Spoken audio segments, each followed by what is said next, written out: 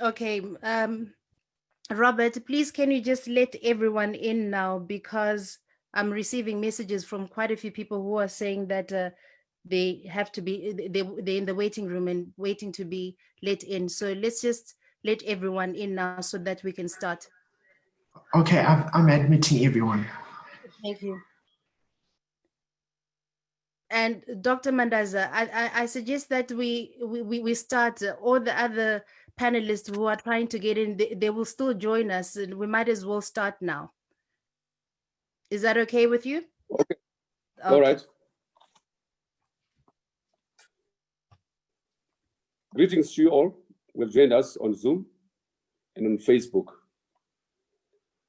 To Zimbabweans in particular, at home and abroad, in the UK, where our moderator, Violet Gonda, is beaming from, together with Michelle Akata, and several others out there, Alex Magaisa, Miles Tendi, and so on and so forth. Australasia, Middle East, Richie Goss, North America and the Caribbean, Zana. In South Africa, of course, Sipo, Malunga, and Brian Reptopoulos, who are panelists. The AU, Matlosa, and of course in Kenya, where Jonathan Moyo, Chakavarika are beaming from. This is the most wonderful occasion, thanks to technology and the information revolution. We're able to reach the thousands of you tonight or this afternoon, depending where you are. What is the context of our meeting today? It is Zimbabwe in transition. Zimbabwe has been in transition for a very long time.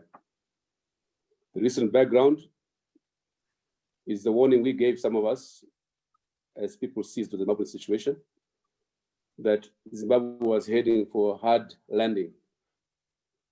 Then the coup came in November 2017.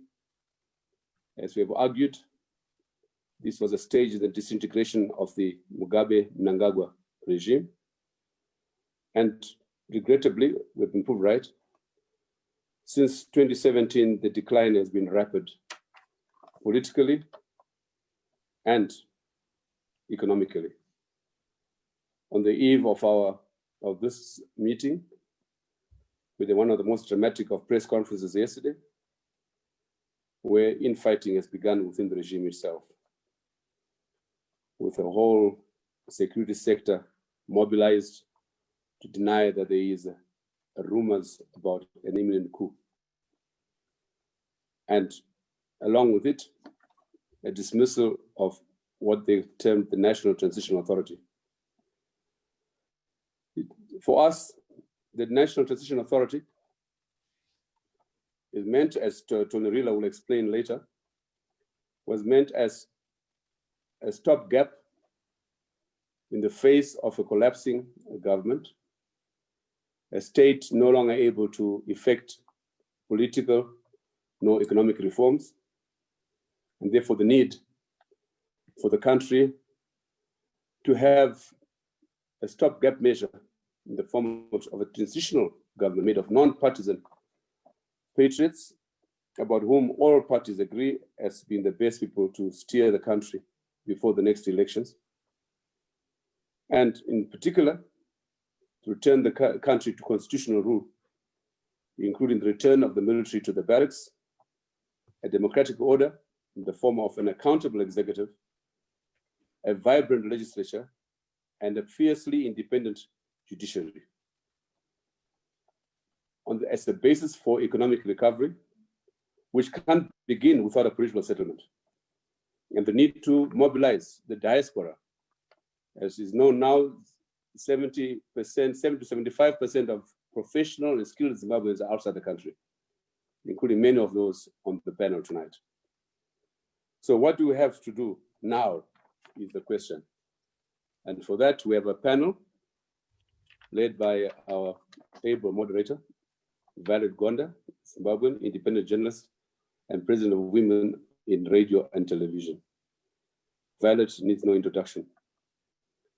She has chaired many of such sessions, and we are pleased that she is here just through this occasion. We have Tony Rila, who is our rapporteur. Tony Rila is from the Platform for Concerned Citizens, a co-convener with me, an activist, many years standing, and one who has been a moving force in the kind of conversation we're having this evening. I have not seen yet, we have the political parties, but we're supposed to have Gladys Sachwayo from the MDC Alliance. I hope she joins us shortly. Otherwise, I won't hear you. Okay. So just leave it. And you have two more introductions. Yeah. We also have Noah Manyika from the Build Zimbabwe Alliance. We are meant to have Victor Matemadanda from ZANU-PF. We had invited Patrick Shinamasa in the first instance as a spokesman for ZANU-PF, and he nominated Victor Matemadanda. We hope you'll join us later. We also invited Kupe's group, and she nominated Priscilla Misiharambwe. I hope she joins us shortly. The main political parties, the others are really coming from civic society, in academia, Jonathan Moyo, Eleanor Susulu from South Africa, Zimbabwe, and my niece too. Kenneth Mtata, an emergent voice in Zimbabwean civic politics. He's with the ZCC, but also our General Secretary of the National Convergence Platform.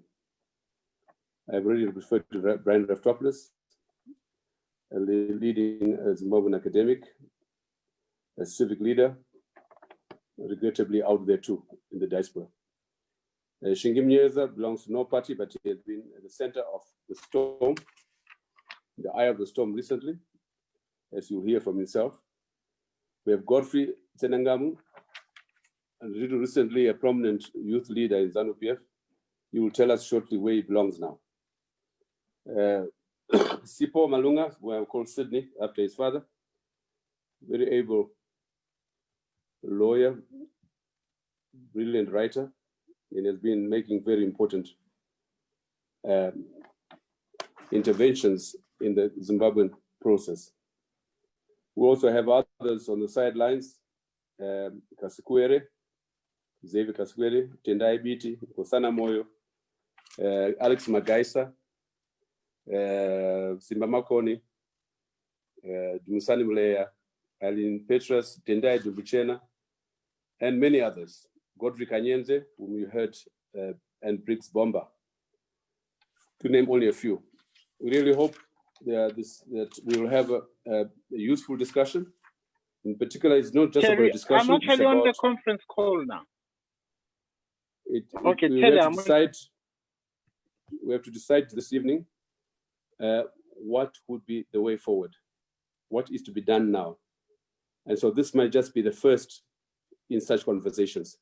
So now I hand over to Violet to take over the show. Violet. Thank you very much, Dr. Ibo Mandaza, for the introductions and mapping out the purpose of today's Sapiens Trust policy dialogue on Zimbabwe's deepening crisis. The main issue we want to tackle is on the way forward for Zimbabwe, as you've heard from Dr. Mandaza. We already know the problems we are facing, and we have quite a number of speakers today. So I'm going to ask everyone to be short and to the point and address the main issue, which is what we have to do right now. To our viewers, we would like to hear your thoughts on this. You can get in touch by using the hashtag ZimWayForward. That's hashtag ZimWayForward, or follow SAPES on Facebook, where we are also live streaming. Throughout the program, we will do our best, time permitting, to take comments and questions from social media platforms. And to those following on Zoom and would like to ask questions directly, please raise your hands and we'll try and get a few of you to contribute. Our format will be slightly different today to ensure that as many people contribute as possible. So we're going to ask panelists to be short and to the point and keep their responses less than 3 minutes long. My colleague and fellow journalist, Michelle Hakata, will be the rapporteur and timekeeper. She will remind us on the Zoom chat if we are going over allocated time. And also, before we start, I just wanted to let everyone know, especially those who've just joined us, that we are having some problems as some trolls are invading our space and also just, playing music. So this is going to happen throughout the course of the evening. So we apologize for that. We'll try and delete as soon as we get any of these disruptions. So from now on, I'm just going to go straight into it because we have a lot to discuss and so many people we need to hear from. Let me start with Pastor Shingi Munyeza. Pastor Munyeza, as a member of the Presidential Advisory Committee, or PAC, and a man of God, what do you think should be happening now or should happen now? Pastor Munyeza. Thanks very much. Thanks very much, Violet. I would like to have a disclaimer here. I'm not here as a Presidential Advisory Council member. There is a different protocol for that. So I come here as a citizen and in my own personal capacity. Obviously, gathering experiences from all over as a pastor in the church, as an entrepreneur, as a philanthropist, and all those put together. So I would like to just be very brief. I think I've got, 2-3 minutes? How much do I have? Yeah, 2.5 minutes now. Okay, 2.5 minutes. We have a crisis. We are facing a storm. We are facing what I term a state failure, which was a progression from state capture to state abuse. Now we're going into state failure where the state cannot provide, cannot protect, and also cannot lead lead us into prosperity, where we can do what we need so that the country is vibrant and we are a prosperous nation. And with that, we have a few things that are beginning to take place. Number one, we have COVID-19. We have food insecurity. We have bad, or rather a dearth of leadership. We have economic collapse. We have collapse in service delivery. So we have all these that are now what I would term as a perfect storm. So over the next few weeks, not even months, the nation is going to have to grapple with this. So what do we need to do? First and foremost, the nation needs a soft landing. We're going to hit a brick wall very badly. Our coronavirus infections are going up by the day. Food insecurity, people are starving. So we need a soft landing where we will need to apply some brakes to this crash that we're going to have. We're going to crash. It's going to be painful. As it can be seen, the currency is no longer existing. So once that soft landing is given, we basically need a transitional period where we need to deal with our underlying foundational values and governance processes, which must first of all deal with issue of healing, truth, and reconciliation. So that's number one that we need to tackle, because we've been unable to talk to one another because we are bitter, we are angry, we've got bad governance system. And then the next thing that needs to happen is obviously to start working on freedoms, your rights and freedoms to be given back to the people. Now we don't have them. Whatever we have to fight for it, even though it's in the Constitution. So, and then the next thing has to be the issue of reforms across the board, but also more underlining reforms such as the electoral reforms, so that we will be able to have elections that are free, fair, and credible, but more importantly, that are not contested in terms of the result. So far, all our election result has always been contested. So we need to prepare the country back to that proper governance where we are living in harmony and in peace. Now, what do we need to do? Let me just interrupt. Sorry for interrupting you there, but I just need to ask this question. I know you said you're not speaking on behalf of PAC, but you are still in PAC, and a lot of people will be asking that you're making a lot of noise outside. But why is that? What's going on? As a presidential advisor, are you able to also, because I've seen some recordings where people have been asking that who exactly are you attacking when you're actually one of the advisors for the president? So what was it as a presidential advisor that led you to the point to accept that the current crop of leadership will never get us to where we need to be as a nation? First and foremost, because of our bad governance system, we believe that those who advise must not talk anymore. And that's the point I'm trying to make, Violet. The point I'm making is that, first of all, I'm an advisor. I'm not employed. I'm not paid. I'm not elected. I don't have any benefits. I speak my mind out as far as how I've been speaking. In fact, if you trace me from since I've been made an advisor, I have even made more criticism about this system, right up to the abductions, right up to this. So it doesn't mean that if you're an advisor, you should then shut up and not speak your mind. I have a mind of my own. As a pastor, I don't always have to share what the congregants come and share with me in private, and I counsel with them. But it doesn't mean I mustn't preach what the word of God says. But I understand where you're coming from, and I understand where we're coming from as a people. It is because we are so toxic and polarized that we think if you're on that side, you can also be this side. And there is no, it's a binary thinking. It's a polarized environment. It's toxic. We need to break that up. That there are some things that even husband and wife can disagree, but they mustn't go for a divorce.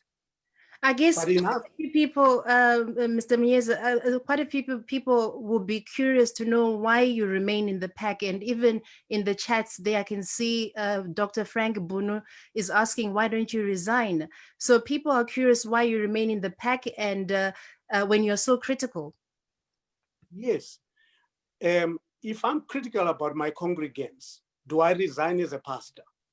I just want to ask back, because there's a value that we have lost. The value we have lost is that if you disagree with something, you must leave. Remember that Zimbabwe is owned by Zimbabweans. Government is owned by Zimbabweans. And at the end of the day, whatever role, that's why we've lost so much capital in terms of human capital, because people leave parastatal, say, look, it's so rotten, I don't want to be part of it. It's so rotten, I don't want to be part of it. When are we going to fix this thing here? Now, the idea is to portray that we have now left this thing here to either a rogue operation, because we all run away from it and say, look, it's too bad, I don't want to be part of it. Now, it's different to be part of it and compromise your position. Now, I'm not compromising my position. I'm not corrupt, because if I was, there'll be debt out there. Okay, so last question so that I can move to the next speaker. Vusimusi Sibanda asks, may the pastor tell us the nature of the discussions during these meetings and what has been the attitude of the government during these discussions? Are you able to tell us anything about that? I've just told you, Violet, and unfortunately, I understand where everybody comes from. Everybody is toxic right now. I cannot talk about something that I discuss with my flock on a personal level as a pastor. I cannot talk about it in public. Now, because I'm an advisor, I am not a paid official. I am not an elected official. If I was elected, I would be able to tell you everything, because I would be representing a constituency. Okay, no, thank you very much, Mufundisi Miyeza. Let me go to Gladys Hlachwayo from the MDC. Gladys, are you there?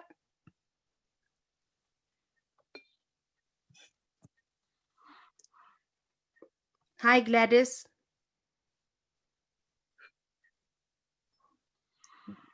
I thought I saw Gladys Hlachwayo earlier. Yes, I am here. Can you hear me? Yes, welcome, Gladys. Let me go straight into it. How do you respond to critics who say the opposition has lost the ethos of the struggle? I would definitely disagree from that analysis. As the Movement for Democratic Change Alliance, we have always been driven by our values. We are a social democratic party. We believe in solidarity, we believe in equality, we believe in justice, we believe in democracy. Those are the ethos that drive us as a movement. And if you look at what is happening in present day Zimbabwe, you'd actually see that we are being targeted on the basis of those ethos. If you look at how the military is being dispatched, to take our assets, to dismember our organization, our political party. If you look at how state institutions are being used to dismember our party, you actually see that that is happening on the basis that we are sticking to our ethos and our values. It is really unfortunate that we are having this conversation on what we need to do as Zimbabwe at a very difficult time. And I think we also appeal to Zimbabweans to understand that the current attack on the MDC alliance is not an attack on the MDC alliance per se, but it's actually an attack on democracy, which is why it's important for all of us, Zimbabweans, to come together and to think through what we need to do. We have always emphasized as the MDC Alliance that the nature, because I think, Violet, it's important for us to discuss the nature of the crisis in Zimbabwe before we even talk about solutions. Because if we do not agree on the nature of the Zimbabwean crisis, it will be very difficult to agree on the solutions. We have always submitted as the MDC Alliance that what we have in Zimbabwe is a political crisis. We have a crisis of governance, a crisis of leadership, a crisis of legitimacy born out of a coup, but also born out of successive disputed elections, including the 2018 election. So you have input legitimacy born out of processes that are not democratic, but that has also led to output legitimacy in terms of performance. So Gladys, let me just ask you a question. In fact, let me go to No Mutasa, who asks that the NDC alliance is clearly on a back foot and reeling under illegal onslaught and physical persecution at the hands of a combined renegade NDCT and ZANU-PF. This is what he says. So he's asking, is there still a strategy and a think tank on a way out? In particular, where is the battle for electoral reforms before 2023?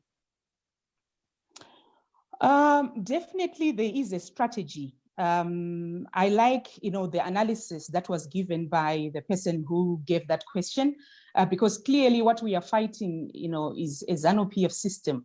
We are fighting, ZANU-PF is trying to hijack our political party. That's what is happening.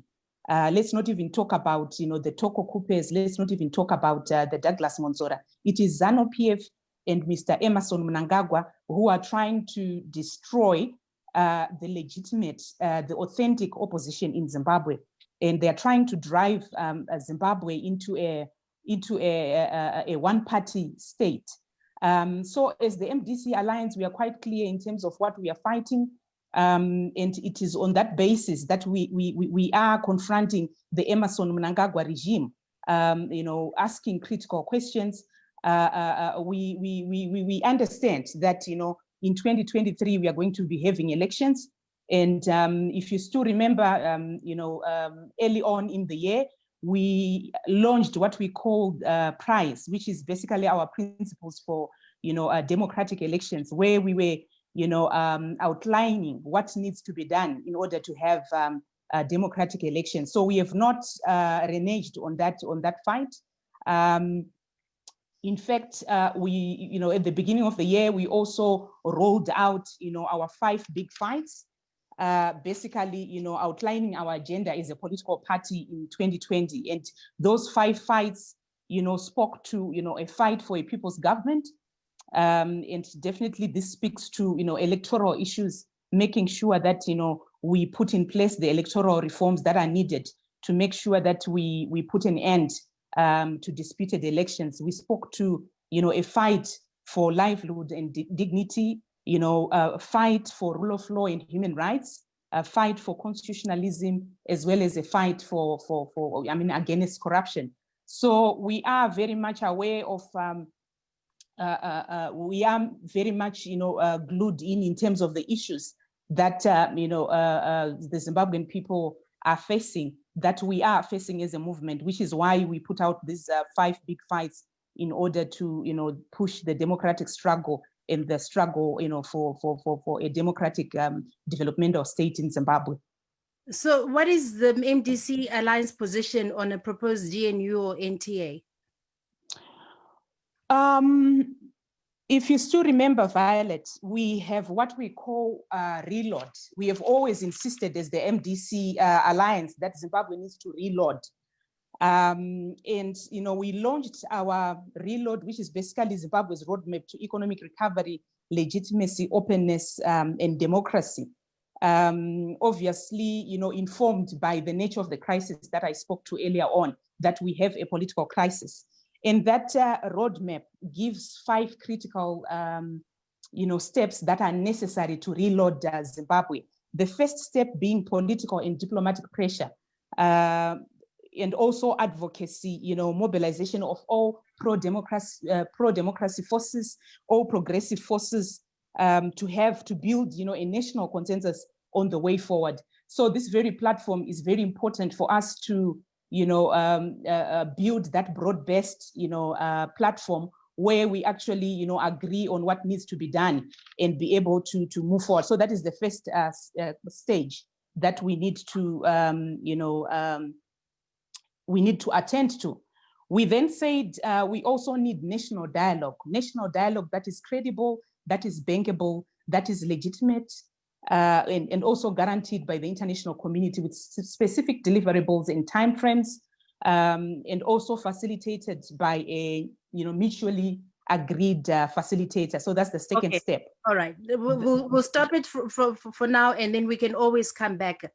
Thank you very much, Gladys.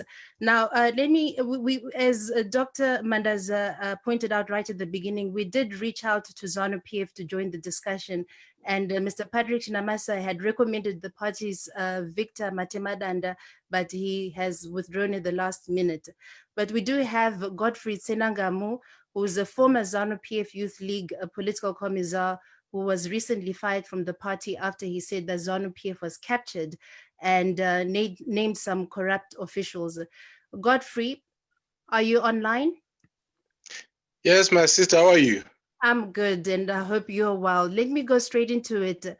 Who do you think is the impediment to reforms? Okay, firstly, I would want to say, I think our politicians are an impediment to reforms. Our politicians from across the political divide. Why I say so, my sister, it is because obviously ZANU-PF would not want to reform itself out of power, but the major opposition party, which is the MDC, had an opportunity when they were part of the inclusive government between 2009 and 2013, where we also managed to come up with a new constitution for Zimbabwe. And they were part of the government. Why didn't they push for the electoral reforms when they were in government and when they had a stake in the governance of the country? And at one point, they had a majority in parliament. Like in 2008, ZANU-PF had a minority in parliament. Though they had a president, the MDC had a majority. So our politicians are not sincere. These are just political games that they continue to play and mind games that they continue to play on us. They are not sincere. And in my view, they are the impediment and the first problem that we have to solve as Zimbabweans if we are ever to achieve anything on the political arena. So what do we need to do now? What is the way forward in your view? As for me, what I would think is we cannot continue to rely on a few people who have taken politics as a career, people who have turned themselves from leaders into looters, from messengers into mercenaries, from lawyers into liars, from democrats into dictators, and from revolutionaries into reactionaries.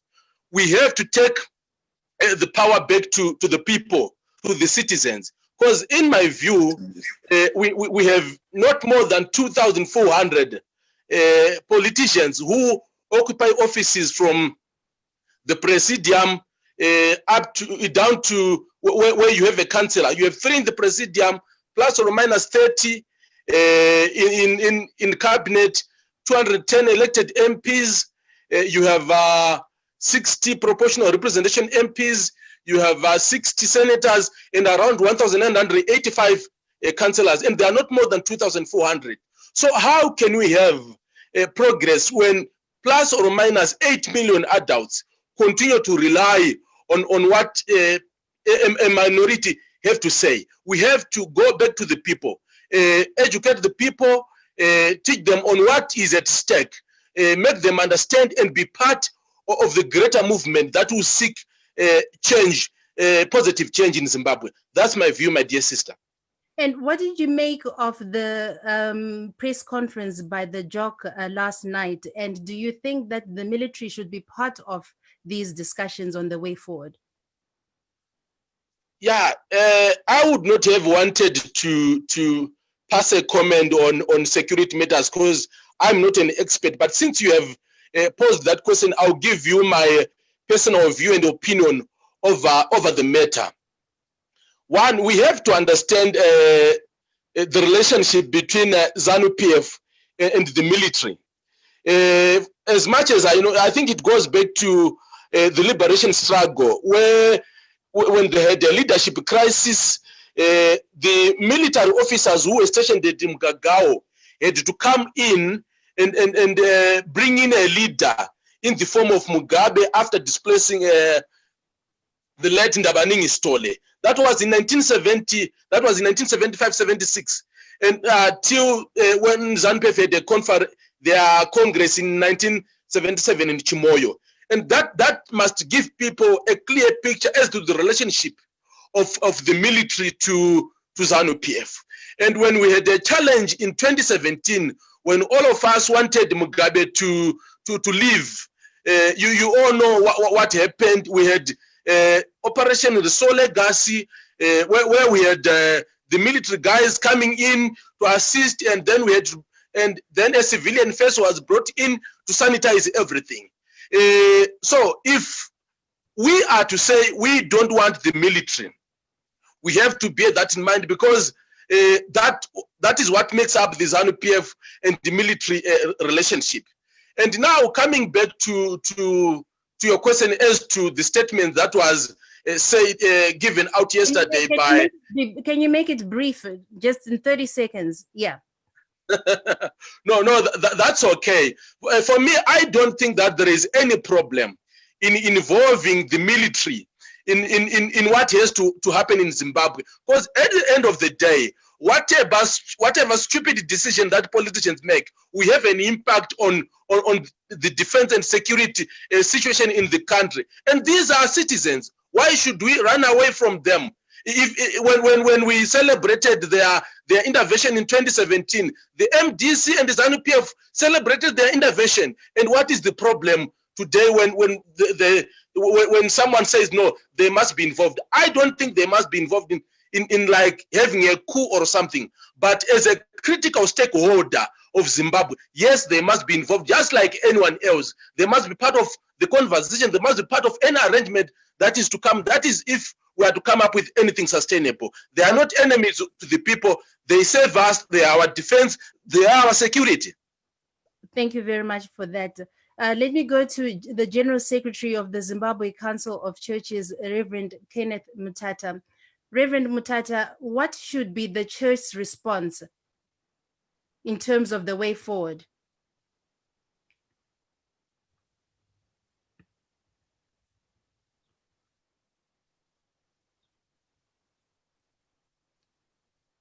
We're just waiting for Reverend Mtata's mic. Can we unmute his mic, please? Yes, thank you very much, Violet, and good evening, colleagues. I think we know that sorry, there is someone on the screen there. Okay, we can hear you. We can see you. You can go ahead. That's fine. What I was saying is that the church has already made proposals of how the church could come out of, the nation could come out of its logjam. First, we need to recognize that the current political establishment, both in the ruling party and the opposition, are not able to take the country out of the current mess for two reasons. The first reason is there is too much at stake. There is fear for those who are accused of committing human rights violations, that if the day they are no longer in power, they are going to be put in prison. And for this reason, there is no way they will be willing to relinquish power. The second reason is that those who are in the opposition are not managing to mobilize the whole nation to follow the proposition they are giving as an alternative to the current establishment. So what we find ourselves in at the moment is we find ourselves in a logjam, and that's why the church proposed. What we need is we need an arrangement where we are going to provide a temporary transitional mechanism, whichever name we call. Others have called it the National Transitional Authority, whatever structures that people may come up with. What we need is we need a moment, a sabbatical period, where the nation is going to reboot and reset itself.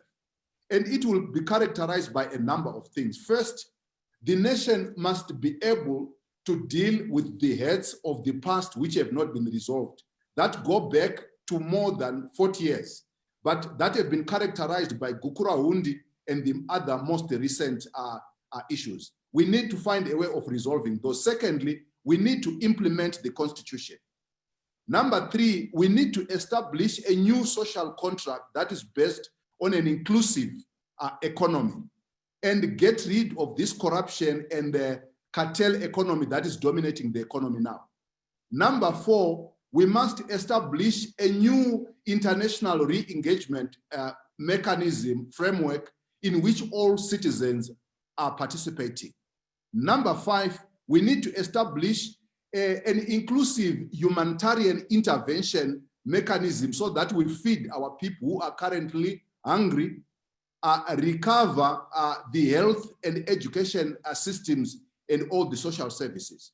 We believe that this moment of transition will allow for the nation to restore itself, and therefore, whenever there is an opportunity for democratic competition, it will be fair, it will be transparent, and it will be accountable. This is the proposition that the church has made, and the church has said it is not able to achieve this only as a church, and therefore has invited civil society, and that's why now we have the establishment of the National Convention, which has put together the platform that brings together civil society, business, churches, to try and see how the nation could be mobilized to one common platform. That's what I was actually going to ask, that in the past, the church seemed to have difficulties getting people together. So is this what you're going to be doing differently now by this convention that you're talking about? Or there's more that you're also going to be doing?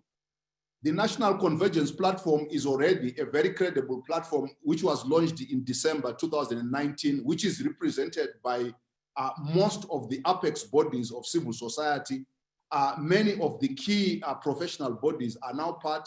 It has just held its summit in the last 2 weeks, and it is in a process now to go back to the constituency to mobilize different sectors of society, to reach out to Zimbabweans who are in the diaspora, to reach out to local communities so that local communities can be structured in this kind of conversation and mobilization. We think that we are on the right track.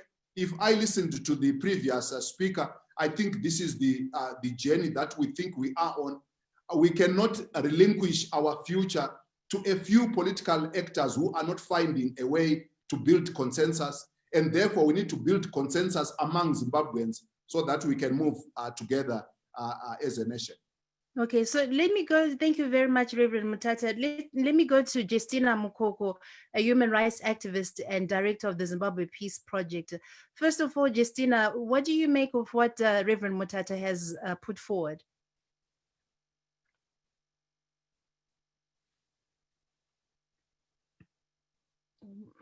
We're just waiting for Justina.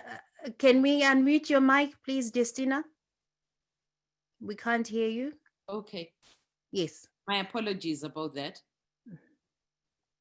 Thank you very much.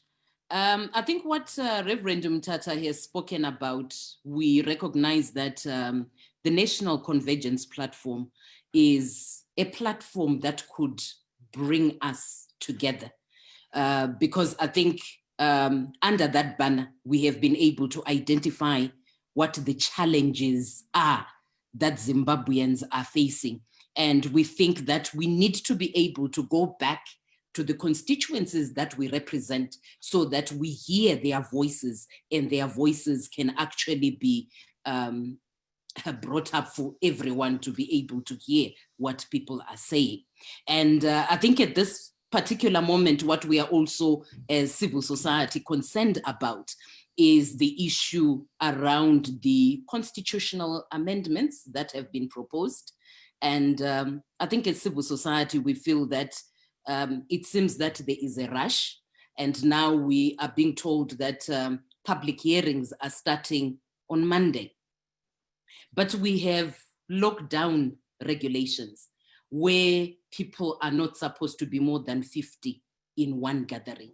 And looking at the places where the teams are going to go, it's only 18 places that they are going to go. And if we say 50 people in each of those places, it means that they are only going to reach out to 900 people. But we also don't have confirmation that everybody will be able to get to those venues as a result of the enforcement of the lockdown regulations, where a lot of people, even with exemption letters, have been turned back.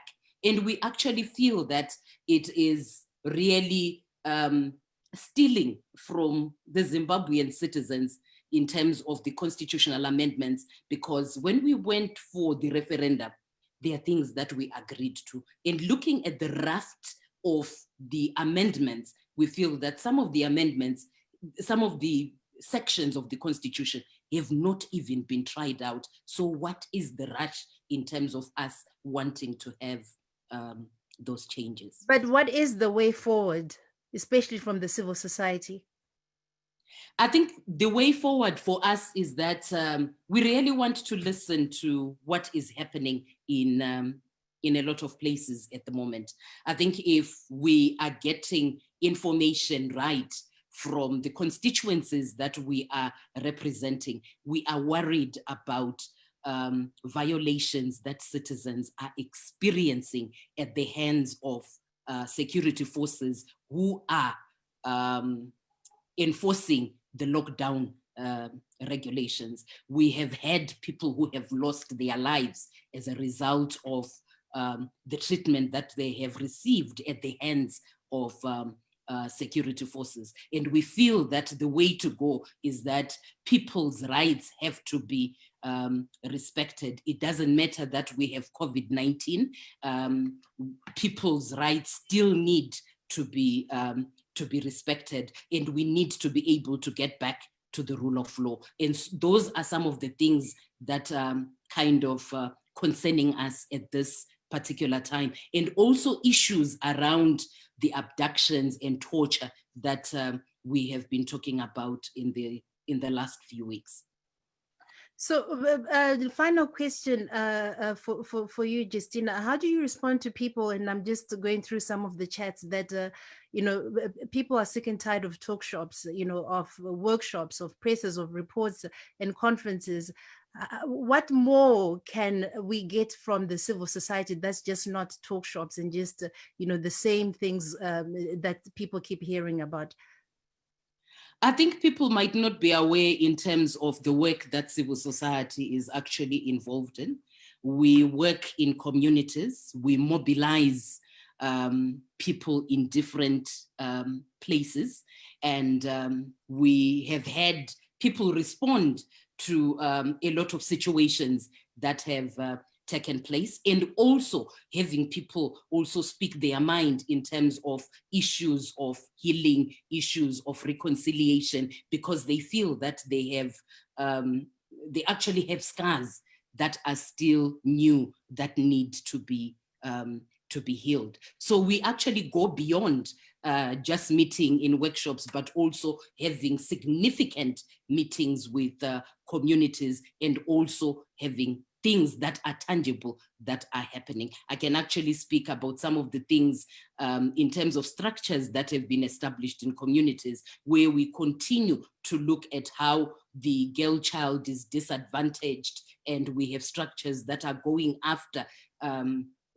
girls who are being taken into early marriage. Okay, no, thank you. So let me go to Michelle Hakata. Michelle, as a journalist, what needs to happen now in the media space?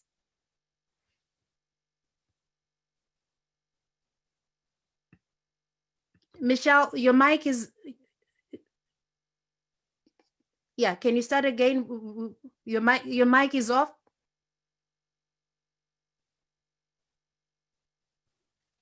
Yes, can you hear me now, Violet? Yes, now we can hear you.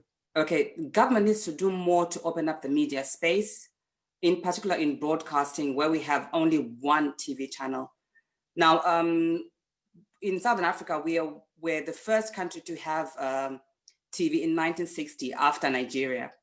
But today we still have ZBC, and the only other channels actually online, which makes it difficult for people to access because of the very, very high data costs. So the first now is to allow other players into the broadcast sector. ZBC has been a monopoly for the longest time. And I think Zimbabweans are exhausted, and I think they need some more variety. We need to let the broadcast media flourish and other people actually step into the media space. So for me, really, the problem is the barriers to entry to broadcasting. It's very expensive to go into the broadcast sector in Zimbabwe. There are huge fees that you must pay. There are also things that you have to pay to get into that space. So government needs to do more to allow the media to grow, to allow the media to flourish. Is journalism still a safe space in Zimbabwe? Well, journalism is under siege right now.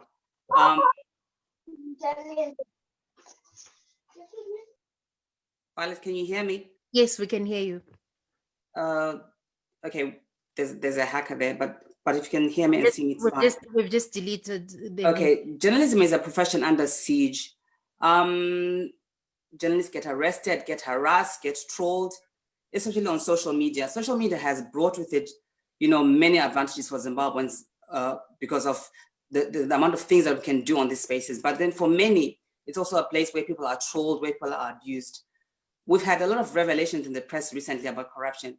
Those journalists who are making those revelations are not safe. They can be arrested, and they're actually worried about their security. Now, I know that there will be more revelations in the coming days from a couple of journalists in this country.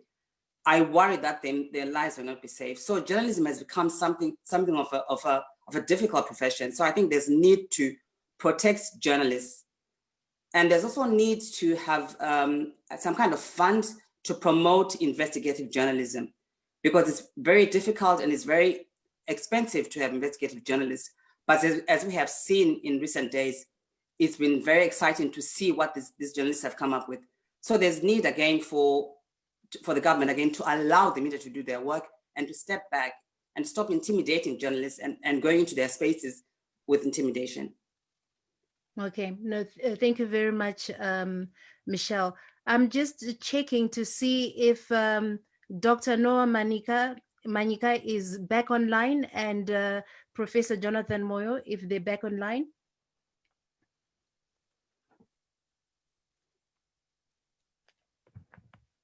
Is Dr. Manyika online?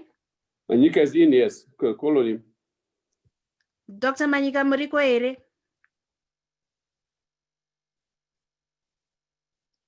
You have to unmute your mic.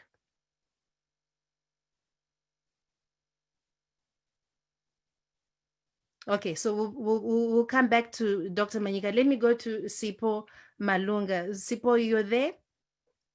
There's so many people online. I can't tell if Sipho's there. I'm here, Violet, yes. Okay, your thoughts, Sipho, in terms of what you've been hearing so far and what you view as the way forward. Thank you very much, Violet. I think that we need to agree on a number of things. The first is that we do not have a state. We do not have a government that is serving the interest of the people. We have a small elite that has captured the state, that has captured all its institutions, that has captured the economy, that is utilizing this capture for personal benefit. This has been going on for a long time. It's not new. They have insulated themselves with institutions, with the party first, with the military around that, with the judiciary, with electoral commissions, with everything that is designed to maintain this charade of a state serving the people. It's nonsense. It has never done that. It's not doing that. So let us not lie to ourselves and start off assuming that these people are working in the public interest. They are not. They never have. So what do you want to see happening then? They need to go. Once we accept that they are not there operating in the interest of the people need to take back their state. How? They need to reclaim their power. Now, how? Good question. The people are not able to reclaim the state using the institutions that this elite has controlled and controls. There has to be something different. People go to vote, elections are stolen. People go to court, judges are put there and they're impartial. So people need to claim back their power. Ultimately, all power belongs to the people. How will the people do this? There are so many ways, and we have seen it happen in other places before. It is possible for people to demand that the whole government resigns. They can demand the resignation of the government. The government must go. We want the government to go so that we put in place a government that will serve us. It is not the first time this has happened. It has happened in Sudan. It has happened in Egypt. It has happened in Tunisia. It has happened in Burkina Faso. It has happened in Ukraine. When the institutions fail the people must take back their power. So Sipho, Yvonne Gwashawan is saying she agrees with you, but still the question is what catalyst can be used to get the people to reclaim their political power? Look, I really have I don't believe that Zimbabweans must wait for a messiah. What did he take in Tunisia? A vendor was selling goods in the streets. He felt aggrieved. He set himself alight. This is an ordinary man. It could be anybody in Mbaramsika. He's so aggrieved. He's hungry. He's got no money for his family. He's devastated. He decides, I'm going to set myself ablaze. And the people were so enraged with that. And they, within a month, Ben Ali had run away and hidden in Canada. What happened in Tahrir Square in Egypt? And I'm not even saying people should do that or should do this. People should not expect Nelson Chamisa to lead them out of this. People should not expect the military to lead them out of this. They should not expect ZANU-PF youth to lead them out of this. They should not expect ZANU to implode and lead them out of this. Something will give, and we won't know where it's coming from. I wrote an article last week where I say it's a matter of time before the people claim back their power. I don't know when that is going to be, and nobody knows. But when that happens, I can assure you that when the people make the decision that enough is enough, they will take back their power. Unfortunately, it can be bloody. It can be chaotic. For me, the only question is this: when people do decide to claim back their power, because the ruling party also controls the coercive instruments of power, which is the military and the police, my only hope is this: that the military will use that opportunity to make the right decision. Even though up until today, they have been part of ZANU-PF and this elite, because the generals are part of this elite that I'm talking about, it is still possible for the military to make the right decision. In other countries, where people have decided at some point to take back their power, the military has tried to push back against the people, but at some point, sense has prevailed, and the military has realized that the side it must take is the people's side, because when the people fight, they are ready and willing to push out the military as well. And that is a fact. So at some point, I'm hoping that everybody's sitting down and thinking very seriously. We're hearing a coup, maybe there's a coup, maybe there's, I don't really care if this ZANU-PF remove themselves, because at the end of the day, they removed Mugabe. So if they remove themselves, who cares? It's a charade. Okay. Nobody cares. Thank you. Thank you very much, Sipho Malunga from South Africa. Dr. Noah Manyika, I understand you're back online. Yeah, I was actually online when you were looking for me. I was listening to everything that was said before. Okay, how are you doing in America there? Doing well, doing well. Okay, great. So let me go straight into it. I'm sure you've been following what's been said. Do we need a mediated political settlement or national dialogue right now in Zimbabwe? Well, let me just really comment real quick on what I've heard other people saying. Look, we have all failed, all of us. And I think this idea that one section of the population has failed more than others is simply not true. And every generation has failed. And this is something that we have to really own as a people. And I think that's where we must all begin. I lived in Romania between 1982 and 1985, when Romania was under one of the worst dictators in the world. And I remember when I left thinking there is no way things are going to change in Romania, but they did change in 1989. And why did they change? Because the wall of protection around the minority that actually oppresses the majority of the people started to crumble. And I think we need to be honest about what constitutes that wall of protection. That wall of protection in Zimbabwe also includes young people who are drawn into the military. The people who you see actually firing those guns and putting their boots on the necks of people are people mostly born after 1980. So I think it's time for us to begin to say these things as they are. When I said in 2016, when I started really openly canvassing for change in Zimbabwe, I said that it's time for young people in the military to begin to disobey illegal orders. There is nothing treasonous about that. If you read our constitution, it clearly says that the military must not be used for partisan purposes. And it's time for us to recognize that it's not treasonous for people to disobey illegal orders. And when you have one of the things that I'm usually invited onto such platforms, and sometimes I'm kind of like leery of participating because a lot of times our discussions devolve to a discussion of public policy. And we as Zimbabweans, you know what, we are so educated that we can spend the next 20 years talking about public policy. But really what we need to talk about is how we can empower everybody to no longer protect the minority interests of people. And you look at people who are in the civil service right now, think about this. If you joined the civil service in 1980 and you were 25 years old, you're 65 and you're most probably going to die in poverty. And it is your responsibility, whether you are a judge or whether you are a diplomat, whoever you are, to understand that change is in your interest. And so I really believe that it is time for all of us to start messaging our relatives, the people in our churches, people of our generation, everybody, that change needs to happen now. Let me say this. So, Dr. Manyika, what should be done and by who, how, and when?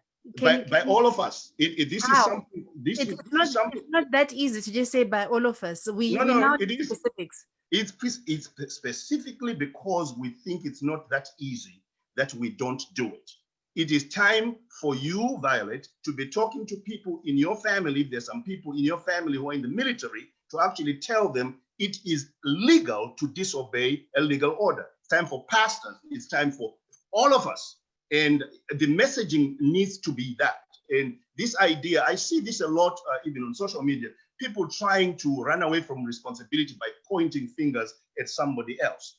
If you are a Zimbabwean, you most probably have someone in your family who is involved in protecting ZANU-PF.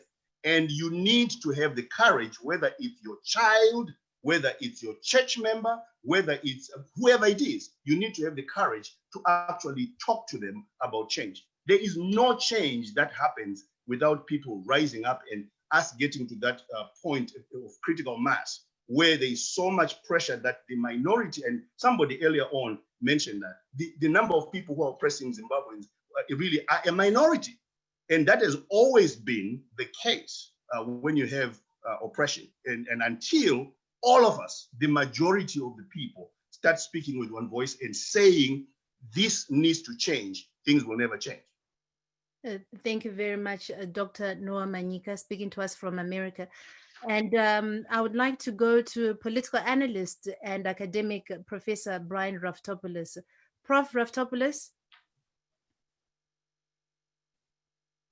Hello. Hi, Professor. Is this issue of an NTA or GNU the panacea to the socio-political and economic challenges bedeviling Zimbabwe? Let me go another route for you. Let me say we need to talk about what would be the drivers of change now. And here we need to learn from our history a little bit. In the past, 1979 in Lancaster, 2007, the GNU, the common denominator was there was some kind of coming together of regional, international, and national forces, which brought people to the table for various reasons. We're at the point now where we not only polarized nationally, but we also polarize again between the region and the international community about Zimbabwe. So the things that we need to think about very clearly, we're never going to get a total consensus in Zimbabwe. That's not going to happen because there are different interests at play, and those will be in place. But you need a sufficient grouping of organizational strength to be pushing for a consistent policy and to be following the values of their own party, which the MDC should be doing and which they often have not done. But you also need to see what you can do in the region to push the region. The SADC is very weak unless particular governments take an initiative to push an agenda, as South Africa did in 2007, it's not going to move. So our regional linkages to push SADC governments into pressurizing is also a very, very important issue. So unless we can start moving towards not just some kind of national consensus, but bringing regional and international players onto a stage where they can put pressure on the state which will not move without that pressure. It won't move because at the moment the opposition is under the greatest pressure it has been since its formation. It's in danger of being seriously disabled before the next election. So moving now in getting the values of the opposition back on in line, and this means the opposition needs to look very carefully at its own history and what has happened, but also pushing the regional and international dimensions and getting them into some accord on what to do in Zimbabwe. If you rely only on what we can do inside, the opposition at the moment, the structural weakness of the populace is such that this kind of minimalist state, which relies on coercion and violence, can go on for a long time. We've seen it elsewhere on the continent. You need much more than this. So I think that we need to think carefully about how we bring these different dimensions into play And that means having a global, regional dimension to this particular issue. We actually have quite a few participants in this call from the regional and international community, and we'll bring them in to see if they can comment. But since they're there, is there anything that you can actually say specifically in terms of what their response should be from the international community, especially SADC and the African Union? SADC and the African Union need to take their values more seriously around human rights abuses, gender abuses, constitutionalism, but they will not do so unless we also make linkages with organizations in these countries that can put pressure on those countries, whether it's South Africa, other countries in the region. South Africa at the moment, the ANC is caught in its own factionalism. It doesn't feel confident enough to lead an initiative on Zimbabwe. And so it's very defensive. It was also, of course, complicit in the 2017 coup. So the Zimbabwe question raises broader issues about governance and about not just in Zimbabwe, but in the region, and which is why some of these governments are so slow to react. We need much more linkages across the region, and to then say, we as regional, we as the people, this is what we expect from the international community around putting pressure on Zimbabwe. And what sort of pressure from the international community itself? Well, I think that's an important thing. We can't just rely on a sanctions debate. The sanctions debate in the region is not going to work. We need a much more nuanced discussion about what kind of levels of understanding of the suffering of the people and how to bring that suffering, bring them out of that suffering, and not to assume that because people are suffering, there will be a revolution. Suffering can often disactivate people. So we need to find a much more nuanced discussion on the kind of pressures that we ask the international community to bring. Thank you very much, Professor Brian Raftopoulos. Let me see if Bishop Bakare, is Bishop Bakare there, or Tendai BT, Nkosana Moyo, are any of them online? Because I think they were on earlier on. Is Dr. Nkosana Moyo, are you online?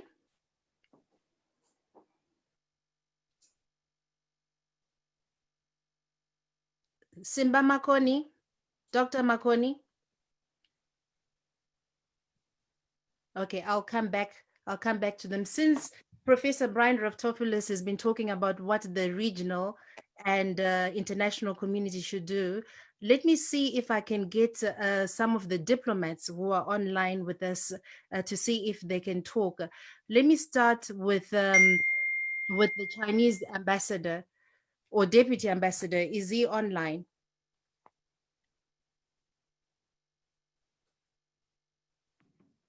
Mr. Zhao of China?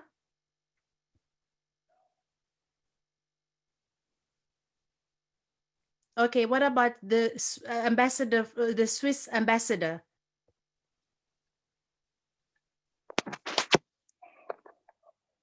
Yes, thank you. Can you hear me? Yes. Yeah, thank you very much. I would like to thank SAPES Trust for organizing and convening such an impressive array of panelists. And thank you for the opportunity to say a few words. I think it is clear that this actual situation we are facing, this coronavirus pandemic, has exacerbated the pre-existing structural challenges in many countries. And Zimbabwe is no exception. And this crisis and these challenges involves different levels: political, social, economic, humanitarian, and most likely it impacts the poor the most. No? I think the international community and myself, we all have hoped that the pandemic and its consequences would have triggered some efforts towards national cohesion, but it did not happen so far. The past 2 months have rather led to an increase of tensions and political confrontation, both and foremost domestically, but recently also in relationship with parts of the international community. I think now the moment, and this discussion is a testimony to this, I think the moment has come that we have to ask ourselves, should we now allow this coronavirus and this situation to settle scores and fall back to our well-known ideological positions we usually do when we are under pressure? Or should we seek the opportunity to move forward and look for new approaches while acting with restraint? And I believe that now, first and foremost, we all have a common interest, and this is to see a democratic consolidation process founded on an open and inclusive political and economic dialogue that can bring genuine stability and a peaceful coexistence. But how can we, I think there was a question about this. Now, what can the international community do? I think my country, like also others, we all intend to remain a reliable and progressive partner to the stakeholders. But the stakeholders, they will have to develop on their own a strategic vision towards a national consensus building process. And this will allow the Zimbabweans to find among themselves the people and the platform, and there might be new people, there might be new platforms, there might be the existing people we know and the voices we heard that can unite rather than divide. That in the end, a consensus has to be found. And I think the discussion shows that we are heading towards this direction, that the time is ripe to engage on this dialogue. Okay. I think this reflects also the opinion of a lot of countries in the region and abroad. Thank you very much for this opportunity. Much, Ambassador. I understand that the Chinese Deputy Ambassador Zhao is also online now. Can we unmute his mic so he can speak?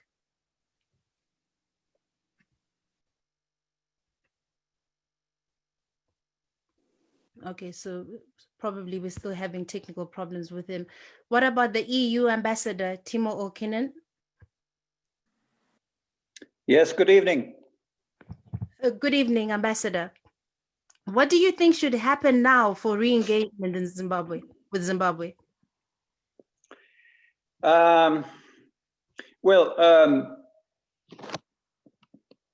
Obviously the situation is very complex. And when we are talking about re-engagement and engagement, we are talking about, various issues.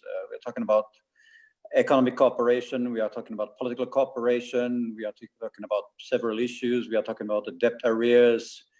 In the EU circumstances, we are talking about the political dialogue that was recently re-established, so forth.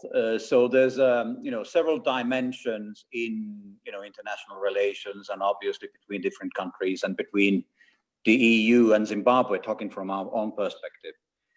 I've been now in the country myself for 2 years. When I came to Zimbabwe, I really expected my job description to be a little bit different. Right after the 2018 elections, there was a lot of hope and goodwill and expectations that, the country would take off in a different kind of a trajectory, and we would really be building on, boosting our economic relations and trying to find, more scope for trade and investment. But unfortunately, the situation has developed in a different direction, and so issues such as political freedoms and rights and political relations and human rights issues have been much more dominant for obvious reasons because of the developments in the country. So when we are talking about engagement, re-engagement, and for that to happen, you're talking about several issues, but they're all connected. So you're talking about, deeper engagement internationally. You can't separate the economic from the political. So that's why we have to discuss when we are engaging with the government obviously we discuss about, this, issues that we have on the human rights agenda, on the political agenda, and these need to be tackled, and you can't separate those from the economic engagement. But now, talking about these various issues, so we have been quite clear and vocal about our expectations of what should happen.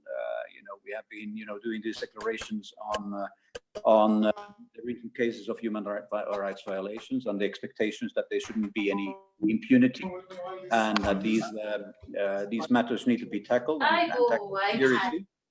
There's been, a lot of outstanding issues on the political agenda. We're talking about electoral reforms. We had the EU Electoral Observation Mission came up with a number of I'm sorry, I'm going to have to cut you short, because on this one, we just want to know what the way forward is. So, okay. Yeah. So I'm afraid, because we already know the problems in Zimbabwe, we want to know the way forward, and based also on what Professor Raftopoulos has been saying. So thank you very much for your contribution. Let me go up. I actually see a few hands that have been raised, and I think I'll go to John Johan, who has a contribution to make. John? Yeah, hi. Thank you very much. My name is John Johan. I also represent the Zimbabwe Watchmen in the UK diaspora. I represent Zimbabweans. I'm also a member of the Build Zimbabwe movement. From my perspective, I've got 5 points to talk about what also can be done for Zimbabwe. One, we need to admit that we need to make the government admit that it has failed, of which we all know that it has failed. So we need to raise the agenda towards that failure, which they know. But when we are united enough, we come together, we press that towards them. Two, the opposition, it doesn't need to come in as an opposition to actually outwit other political parties that are there. But the opposition should also work with the civic leadership in order to progress for change. Three, the civil society, which is the citizens, everybody needs to come together, also pitch in as well and press towards the change. Four, it is the elders, of which some of them are here, some are listening, depending where they're coming from. They know the history of the nation. So how do you put pressure on a Zim sovereignty? It's a sovereign state. So put the international community out of it, as long as we cannot unite ourselves to say, okay, we have agreed on 1, 2, 3. So Zim as a sovereign state, we need to think of how we can dismantle that sovereignty. One, looking at the constitution. Right now, as we speak, the constitution has been violated. Everything that is happening, if you go back to the constitution on how the present government, the leadership, made an oath that it will serve Zimbabwean citizens, it has been violated. That is what we know with the abductions and everything that you can say. So we need to be able to come together and say, okay, this has been violated. So that means that we cannot talk of anything progressing. My last point is, my last contribution is that we need to be able, as when we come together, offer an exit package for a government like this. SIPO has already said that it's a cartel that is operating. So it needs an exit package. It needs to be offered, okay, your conditions, for the sake of progress, generations have been destroyed. We need to move on as a civil government, a civil society. This is your exit package. What do you say about it? That's all I have to say. A lot has been said, but that's my contribution. Thank you. Thank you. I understand that Professor Jonathan Moyo is back online. Michelle, is that correct? No, I have not seen him. No, I don't think so. All right. So we have quite a few more hands raised. So I'll take a couple more. Let's go to a woman. We want to hear more women and youth. Paul Matibe, please, let's keep it short. Sure. Thank you very much, Violet. I'm very glad that you brought up the issue of what specifically is the catalyst that would bring about this change desired for Zimbabweans. I want to pinpoint just 3 very specific things and challenge the international community and indeed the ambassadors that we have here on this meeting at the moment. I think what's needed in terms of actors from outside the country in the international community is to see them work with their allies. I think that that is one thing that would certainly help.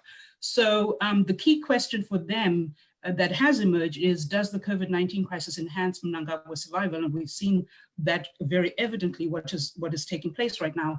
And will the international community have the conviction to be the impactful partners of democracy that millions of Democrats, Zimbabweans, and its diaspora certainly want? I think that they need to work together with the United States and the EU.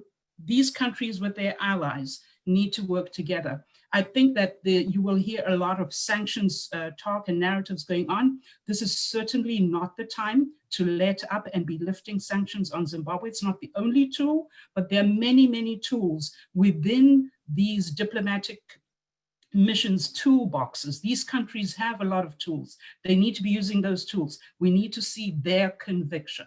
So 3 things. Zimbabweans do have the power to effectively tip the scales back in their favor, and peaceful, disciplined, nonviolent protests are one way where the power which resides in the people can bring about change. Change does not only happen from the top down, change happens from the bottom, from the people up. The second point, pro-democracy, peaceful people, like I said, is not always about can you beat someone who has the most guns, who has the most money. It is in fact true and has been proven time and time again by researchers and students of nonviolent protests that resistance in the people can bring about change. Okay. So the international community, peaceful resistance can bring about this change, and we need to deal with this leadership deficit at the helm in Zimbabwe. Thanks. Thank you, Paul. I will take 2 more from the floor. Vusimusi Sibanda.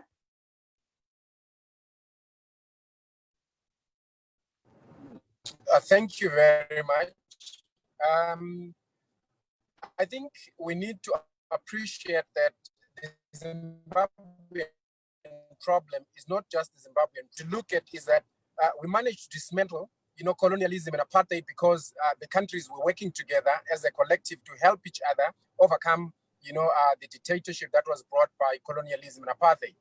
Now, at this particular stage, you realize that as long as we have got the AU that emphasizes a lot on not interfering with other countries, you will therefore realize that all these countries that we have are going to continue oppressing the people. That is why the problem that we have is seen in Malawi, in DRC, in Nigeria, in Cameroon, just across Africa.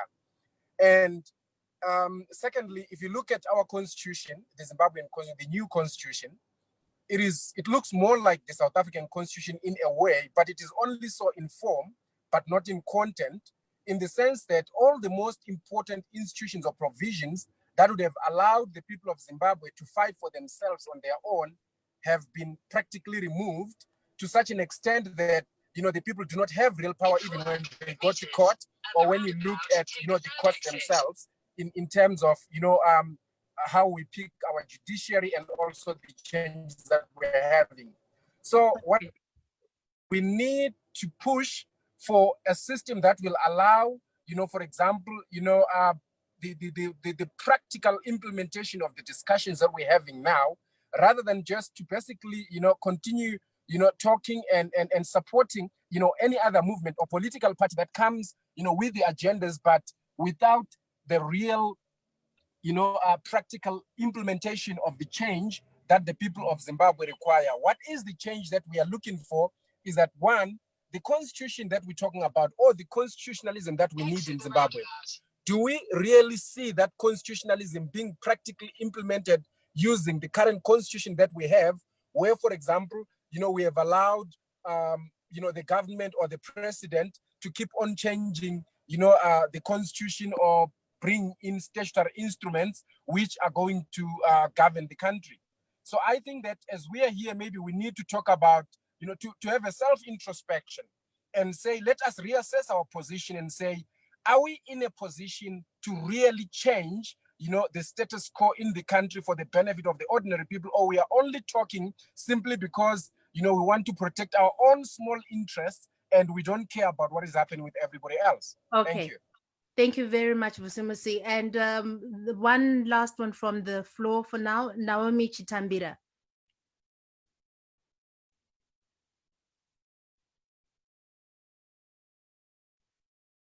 Can we unmute Naomi, please?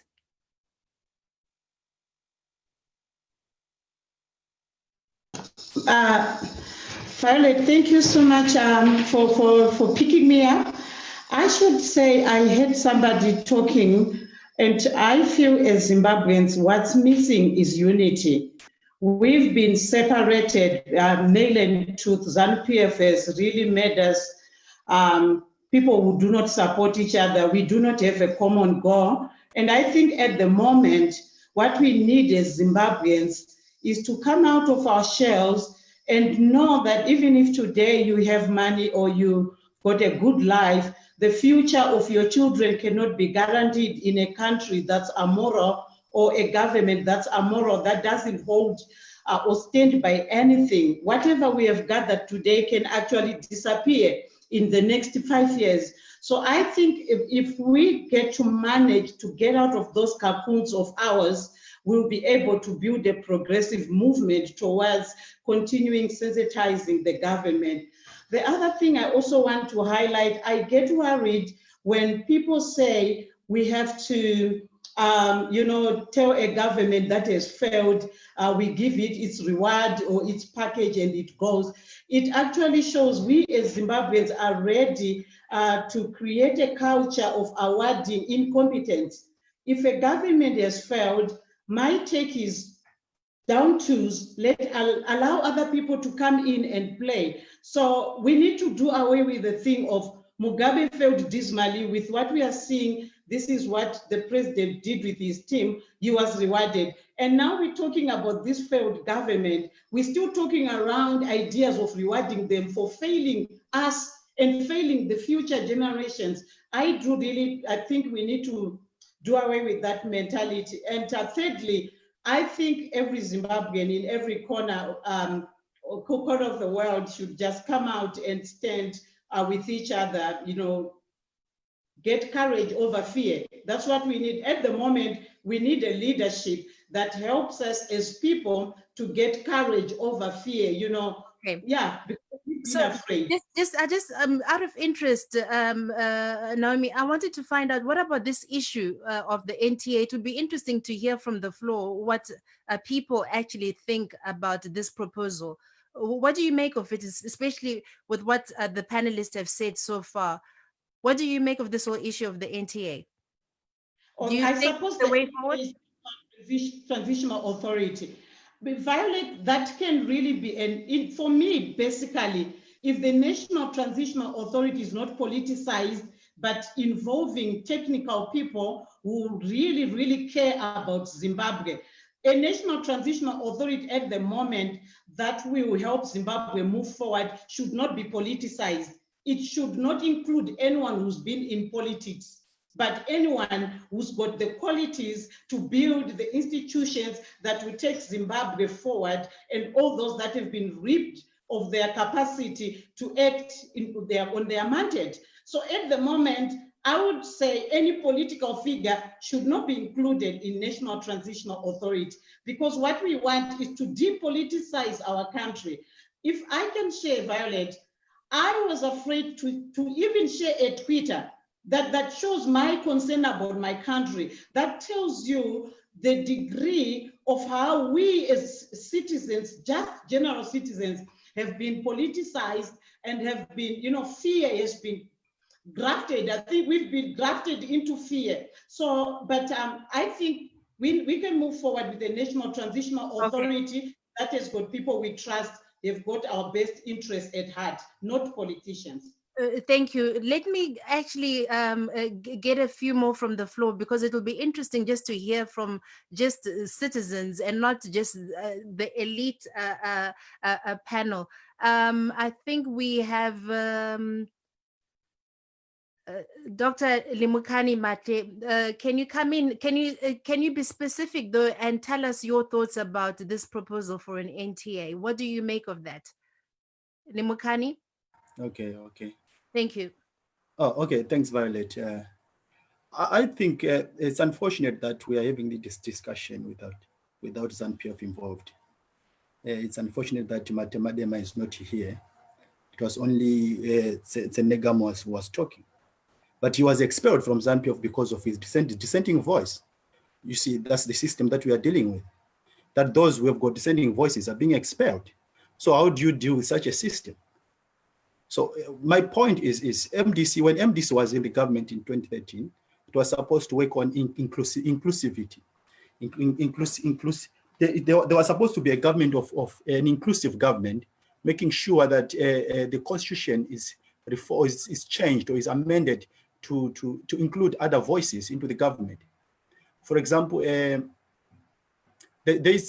can say that the president might be from another party, then the second winner is from another party, becomes the vice president.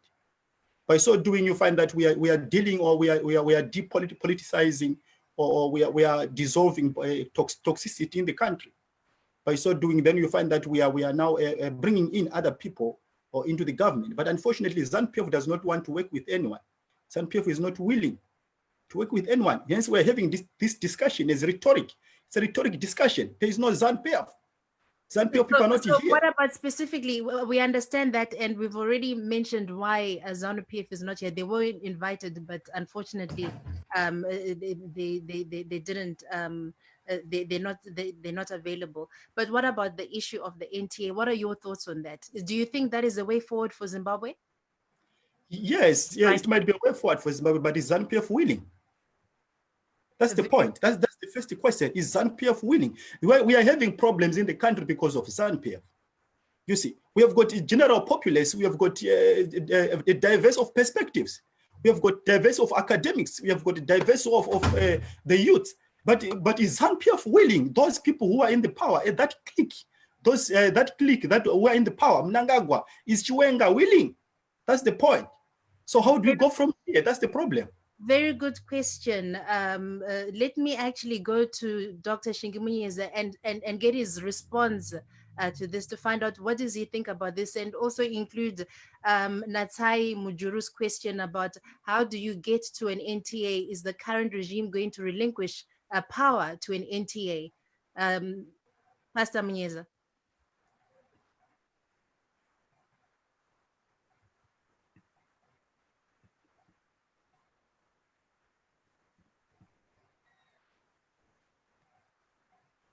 Can we unmute?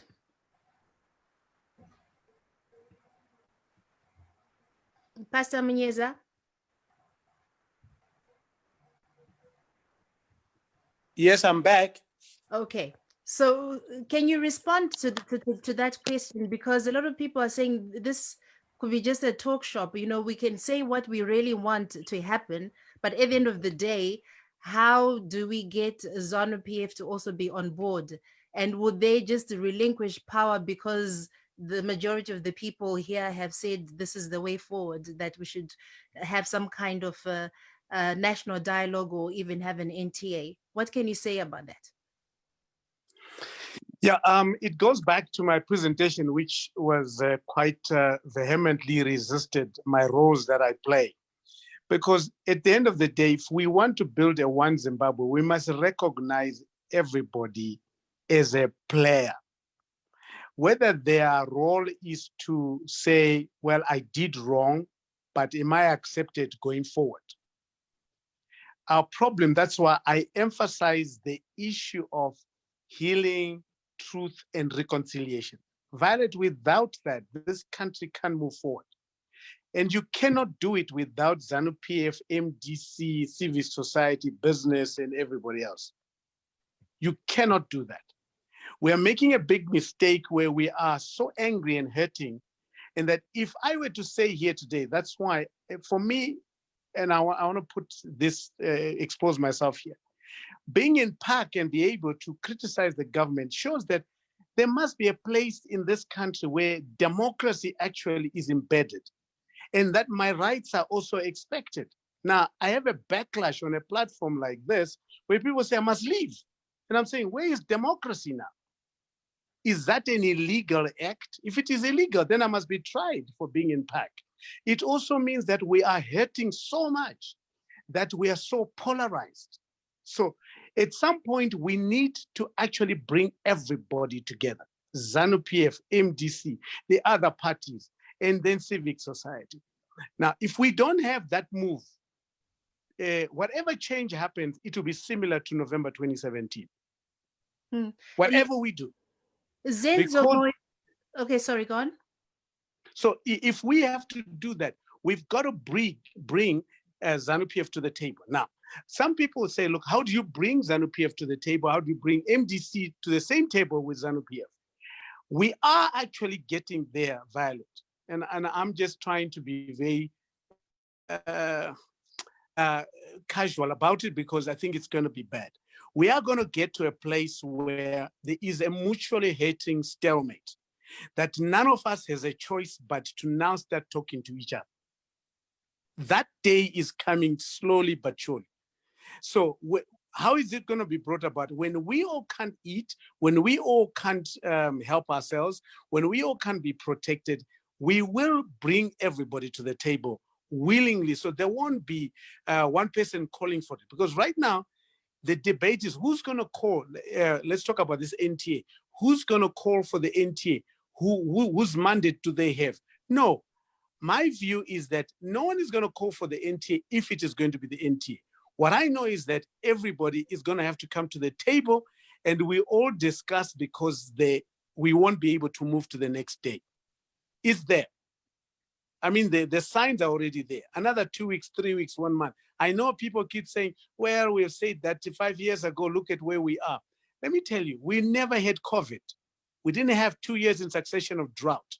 We don't have an economy badly run by this system the way it has been. Even under Mugabe, this economy has never been this bad. And the world is not coming out to help us. There's no globe out there trying to chip in and say, look, plus, let's try and help. Once there is need, the monies for COVID are over. The coffers are empty. We need to know that. But we need to practice to talk to one another as Zimbabweans. Now, the problem is we still say this one is evil. Yes, there are people who have done horrible things, but they must be brought to the table so that we start with reconciliation, healing, truth. Truth must be the centerpiece. Dr. Mieza, just a last question for you on this one. Ralph from the States has just sent a message saying, so Dr. Mieza is suggesting that we must wait for people to starve to come together and then talk. So why talk, just wait? That's what he's asking. Well, I'm not saying that. It is the tone of our conversations up until now. They are very much toxic. It just means that we're not ready. I'll use another allegory because I'm a preacher. When a man is drowning, you don't quickly rescue them because they'll drown you too. You wait for them until they're gasping so that you can rescue them properly. So this is probably where we need to. We still have a lot of fight in us to oppose each other as Zimbabweans. And maybe we need to exhaust that first until we realize that we need each other. But in order to need each other, we need to go through a healing process, which has to go through a truth. People must be able to say, I killed, my relative was killed, you stole, I didn't steal, you defrauded, you corrupted. We must go through those motions. We can't build a country just by saying, look, let bygones be bygones. We cannot do a bygones be bygones. Okay. We have to actually start from that. That's why a cooling off period, Violet, is important. And that's why some of the principles of the NTA are admired, at least from my angle, but it is because some of it can end up becoming politically contentious and people take forever arguing about that. The church came with something similar, which is the Sabbath, which I endorse because I'm coming from the church. So there are similar models we can work with right now, and I'm not waiting for the collapse, but we need to change our attitude as we engage. Let's bring in the Reverend Mutata to respond to what you've just said. Reverend Mutata, are you still online and following what is happening right now? Yes, I'm here, Violet. Can you what's your response to what Pastor Munyeza has been saying? I think the sometimes people have been stuck in talking about the structure, the National Transitional Authority as a structure. And I think if we do that, we miss the point. The idea is not to deliberate on the structure, but to deliberate on the significance. Why do we need a national transitional process? Is because we are the distance between Zimbabweans, the gulf between Zimbabweans is too big. The differences are so entrenched, and the levels of hate and hatred is so deep. The wounds are still festering.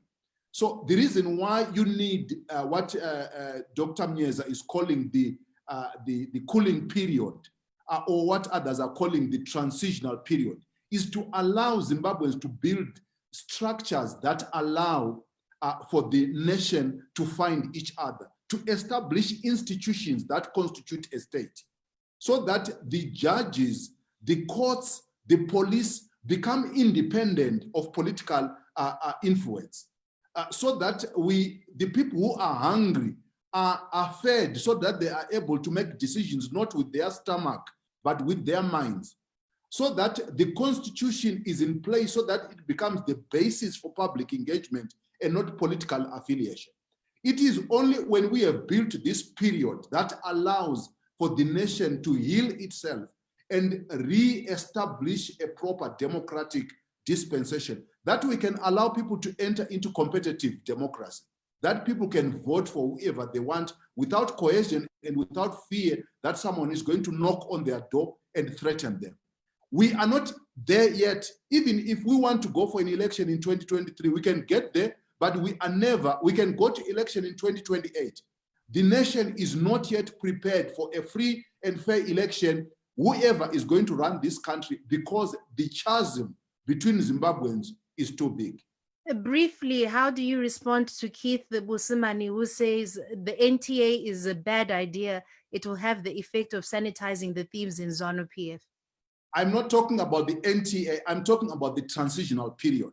Whatever structure that is going to come, as I agree with Dr. Munyeza, the structure must be defined by the process of engagement.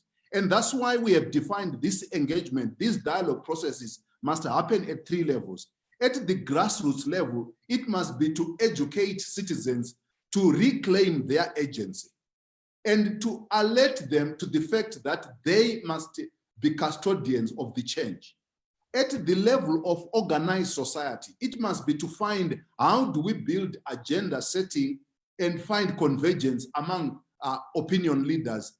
And at the political level, we must be able to say, how do we build consensus? How do we able to coexist within our political differences? At the moment, the kind of political arrangements we have, it's an exclusive imagination of the future.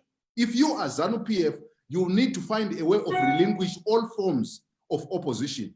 If you are opposition, you are imagining a future where ZANU-PF doesn't exist.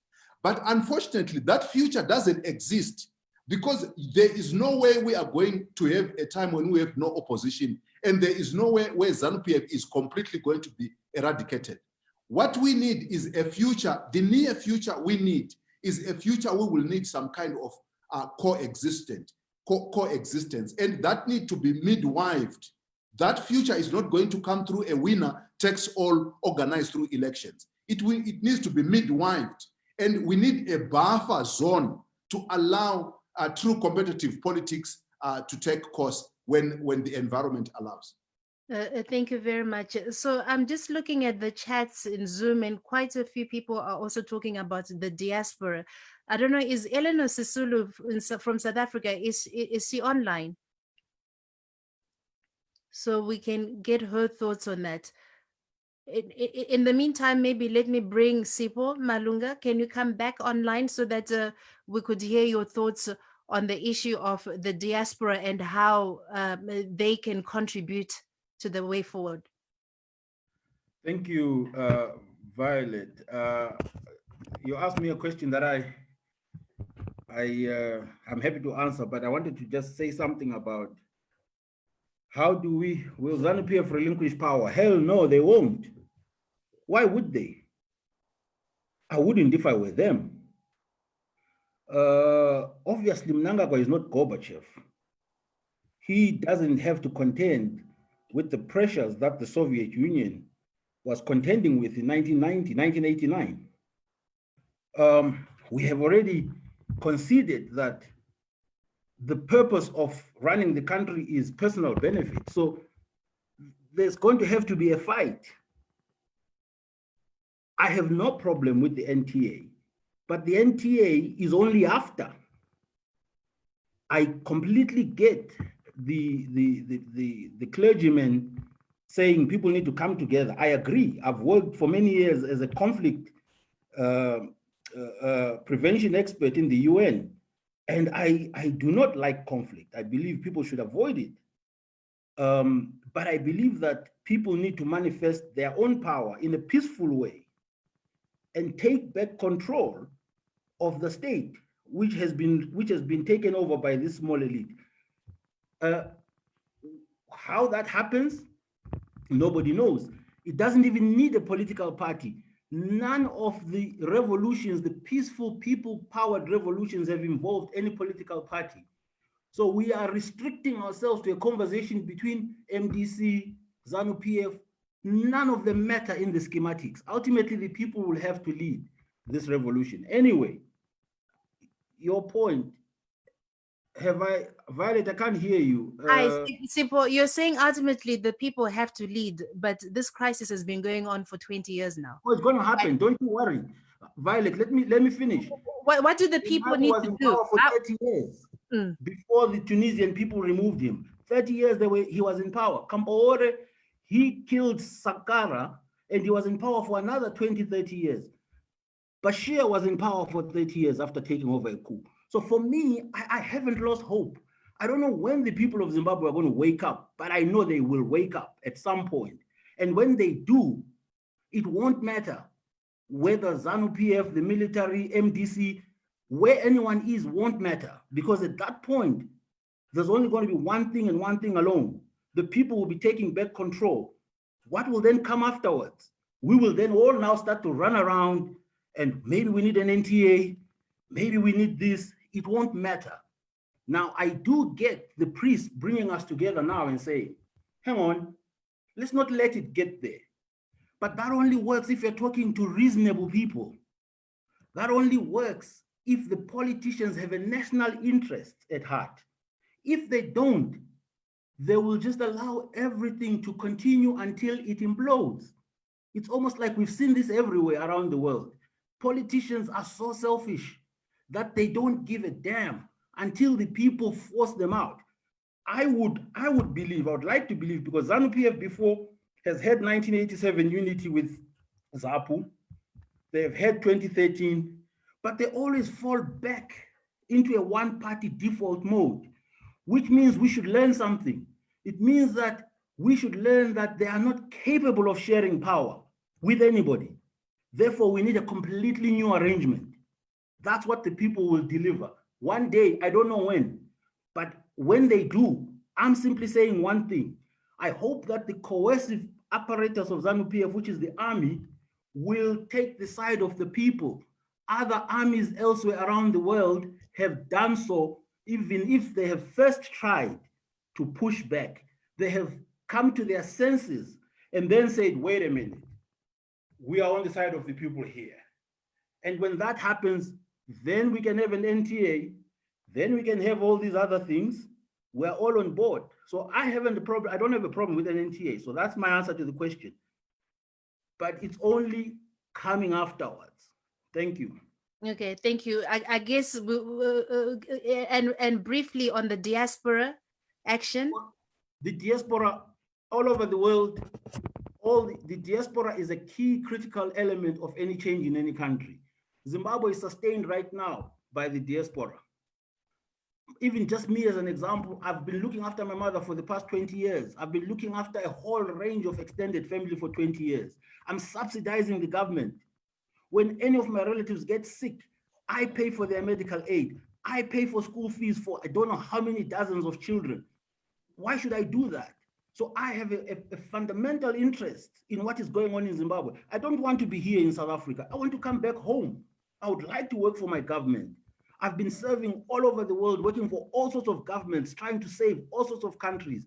I want to come back home. And I believe that the diaspora should continue to be involved because they, if anything, have a huge stake in our country. So, and I believe they all want to get involved. And they should never allow anyone to tell them, oh, you are not here, you don't know what's going on. Even when you get on social media, you say something, say, oh, you can talk.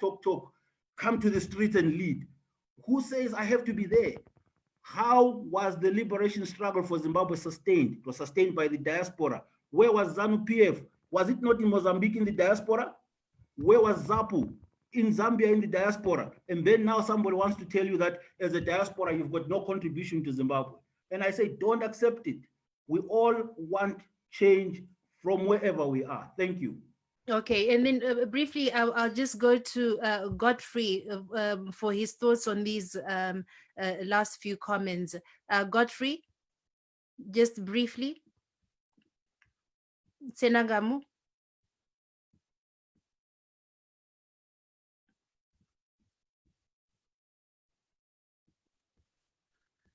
Yeah, well, Violet, I thought you'd give me enough time to explain a little bit that rather than to say briefly. Anyway, yeah, in trying to be brief, I would say, in terms of the way forward, this is what I think has to happen.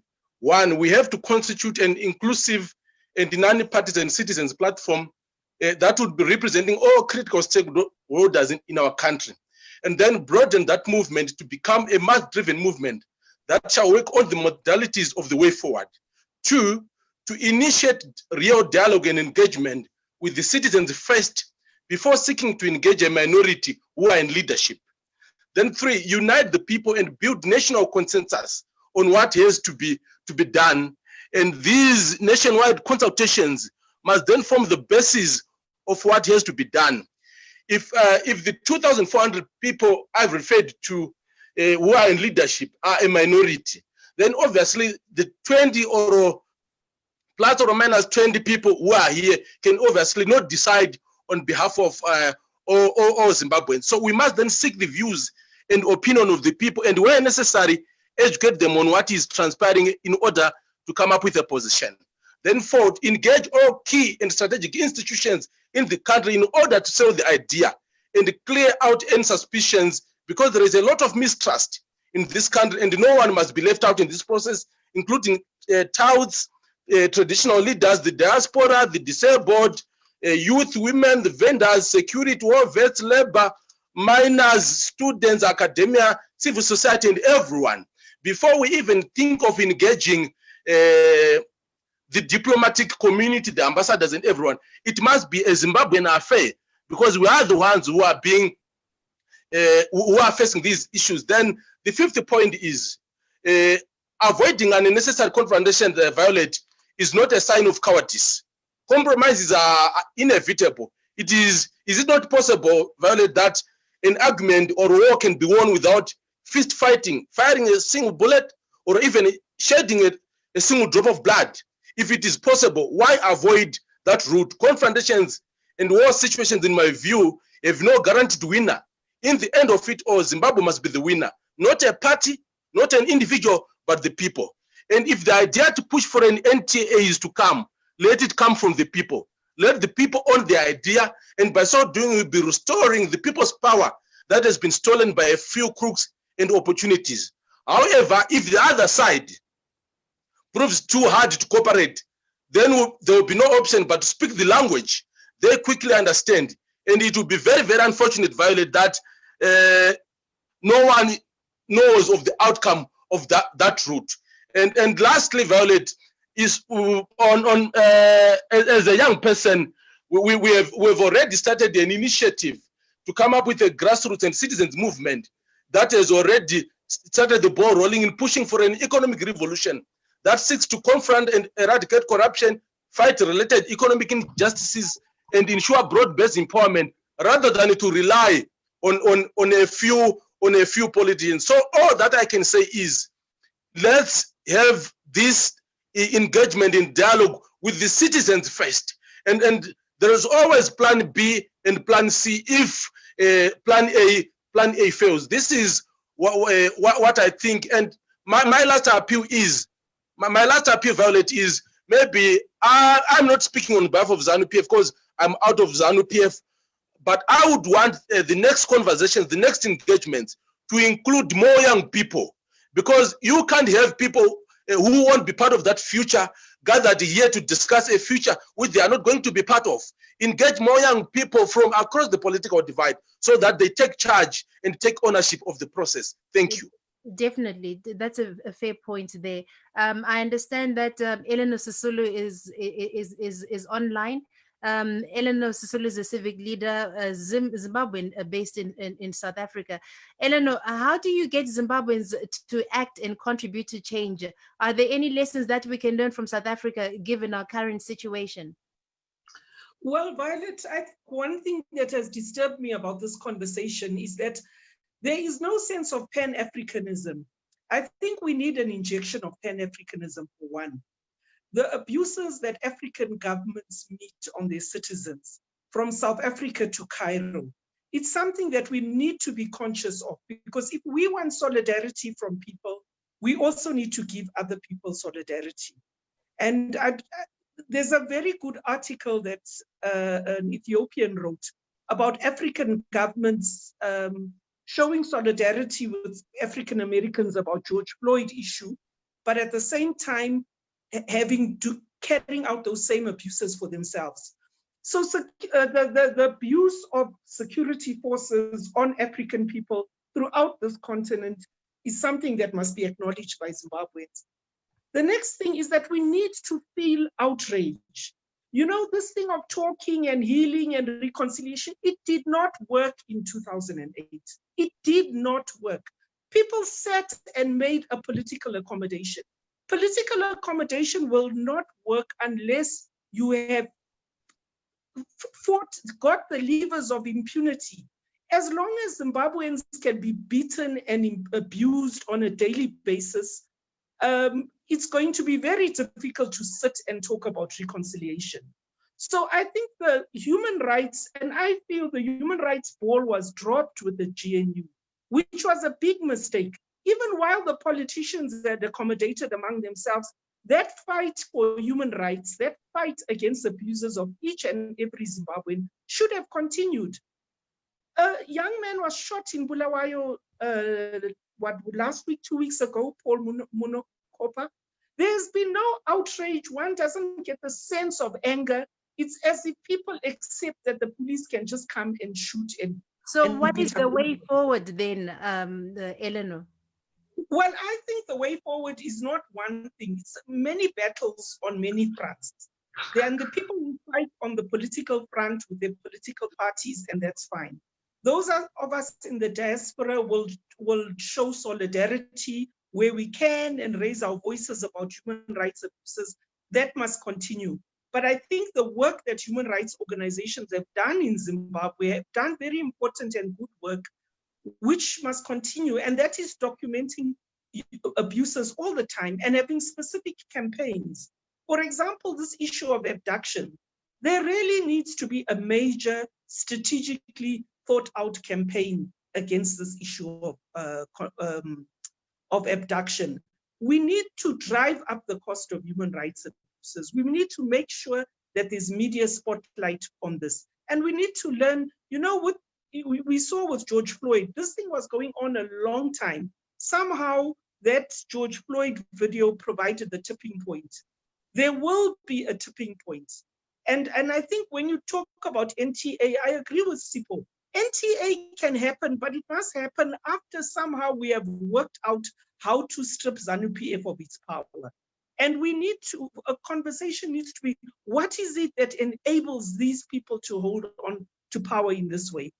And one, we know it's the media. their control of the media, their control of radio.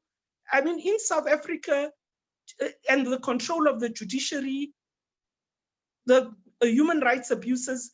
In South Africa, it would not have been possible to get rid of Jacob Zuma without the judiciary and without the media. And of course, it's the people, but the media helps the people to organize. And so it's about organizing and strategizing, but those ingredients, and to me, the ingredients of always fighting human rights abuses, regardless of which political party is there. But also, I think it's unacceptable to talk about, oh, the two sides must talk, because it's like a husband abusing his wife. He beats the hell out of his wife day in and day out. He beats his children, he bullies them. And then family members come say, oh, let's sit down, let's agree, let's talk. There must be unity in this family. Let's not fight.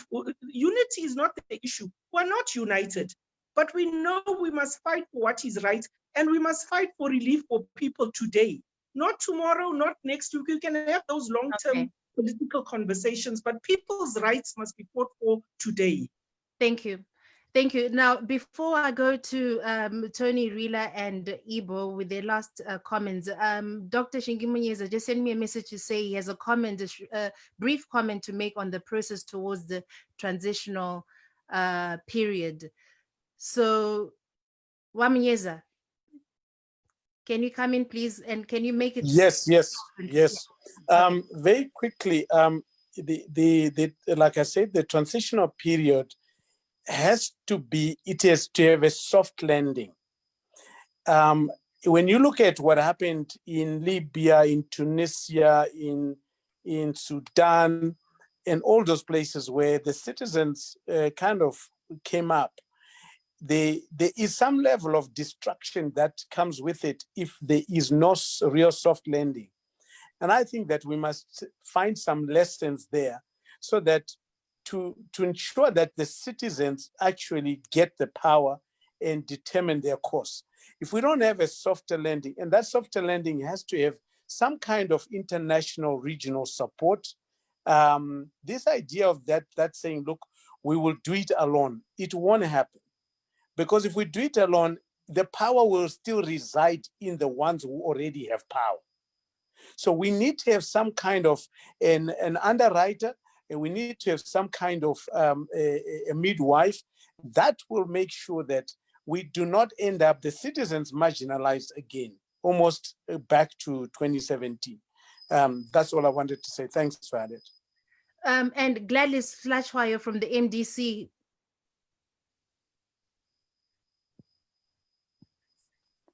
Thank you. So can you hear me, Violet? Yes, I can. Okay, thank you. I just wanted to say, having listened to the conversation, I just wanted to say I think as Zimbabweans, we need to stop working in silos. We need to understand that divided we fall and united we stand. I was just listening to the equalization, in terms of ZANU-PF and MDC, and I think, in all fairness, we need to understand that, the MDC alliance is really under great pressure from, ZANU-PF. If you look at how our leaders have been assaulted, how our leaders have been targeted for arrest, how our leaders have been, abducted, sexually assaulted, and everything. So I think in our equalization, we also need to be, to really look at what is happening and make a fair assessment. So we need to work together. We need to stop agonizing and start organizing. And just making reference to the discussion, on the National Transitional Authority, I just wanted to say, because when I got a chance, I didn't get a chance to finish my points. And I just wanted to say the MDC fully subscribes to the notion of a national transitional mechanism, because we need a mechanism, an implementing mechanism for comprehensive reforms, looking at electoral reforms, looking at media reforms, looking at security sector reform, institutional reforms, in light of the party-state conflation that we find ourselves in as Zimbabweans. So we need that mechanism to be able to implement reforms to make sure that the next election will not be a disputed election like the elections that we have seen in Zimbabwe, in the past. So I just thought it's important for me to highlight that point, that the MDC fully subscribes to the National Transitional Mechanism. And in our reload, we don't unpack, I mean, in terms of the details of the National Transitional Mechanism, because we think this is something that Zimbabweans, you know, in our diversity and, you know, the various stakeholders must be able to agree on what kind of a mechanism that will be. But we fully subscribe to the cooling period and to the National Transitional Mechanism. Okay, thank you, Gladys. If you allow me, there are quite a number of people who want to speak. So I'm going to allow a few more, and then we'll end with Tony Rila and Ibo Mandaza, the organizers of this event. So let me start with because there are quite a few who have raised their hands. Please make it short so that we can try and have as many people who are left to speak. Just make it less than a minute and a half each. Charles Joao. Can you make it brief, please? Charles Joao. It's okay. Yeah. Thank you, Violet. Can you hear me? Yes. Yeah. I think a lot of people have said a lot here, but I do agree with the C4 and Dr. Manyiga's sentiments. We may talk and talk and talk and talk. Especially right now, I'm seeing that what we are talking is what should come out of a crisis. But do you realize that the condition which is needed for us to go for a National Transition Authority or whichever name you can give it, it's not yet there. I think, as Sifo has said, people should rise and claim that our rights are being violated. Without people rising, thinking that you can convince ZANU-PF by these meetings or just talking like this, we are just joking for sure. What is needed is to find a way of making sure that people rise. If people rise, these people may understand. I was listening to Patrick Chinamasa this other day. He was saying that responding to this other journalist, Mshanga, this other day, he was saying that, you know what, we have full confidence in this leadership. So these people are living in denial. They are not understanding that people are suffering, or they may understand it, but what they want is just lining their pockets. They are looting these people. And look at it, are they reserving these monies in the banks in Zimbabwe or in the accounts in Zimbabwe? No, they're stashing all these monies outside the country, on overseas markets. That on its own can tell you that these people will continue on this spree until, or only if citizens rise. Without citizens rise, we are saying nothing. And this thing you are talking of, national transition, should just come after people has risen. And these people have just accepted that for sure we have failed and people have risen. Without people rising, never expect people that these people are going to just say, as ZANU-PF, they're going to say, for sure we're going to surrender power. Never. And I can tell you, that's my own thinking. Thank you, Charles. Next, Brighton Mutebuka.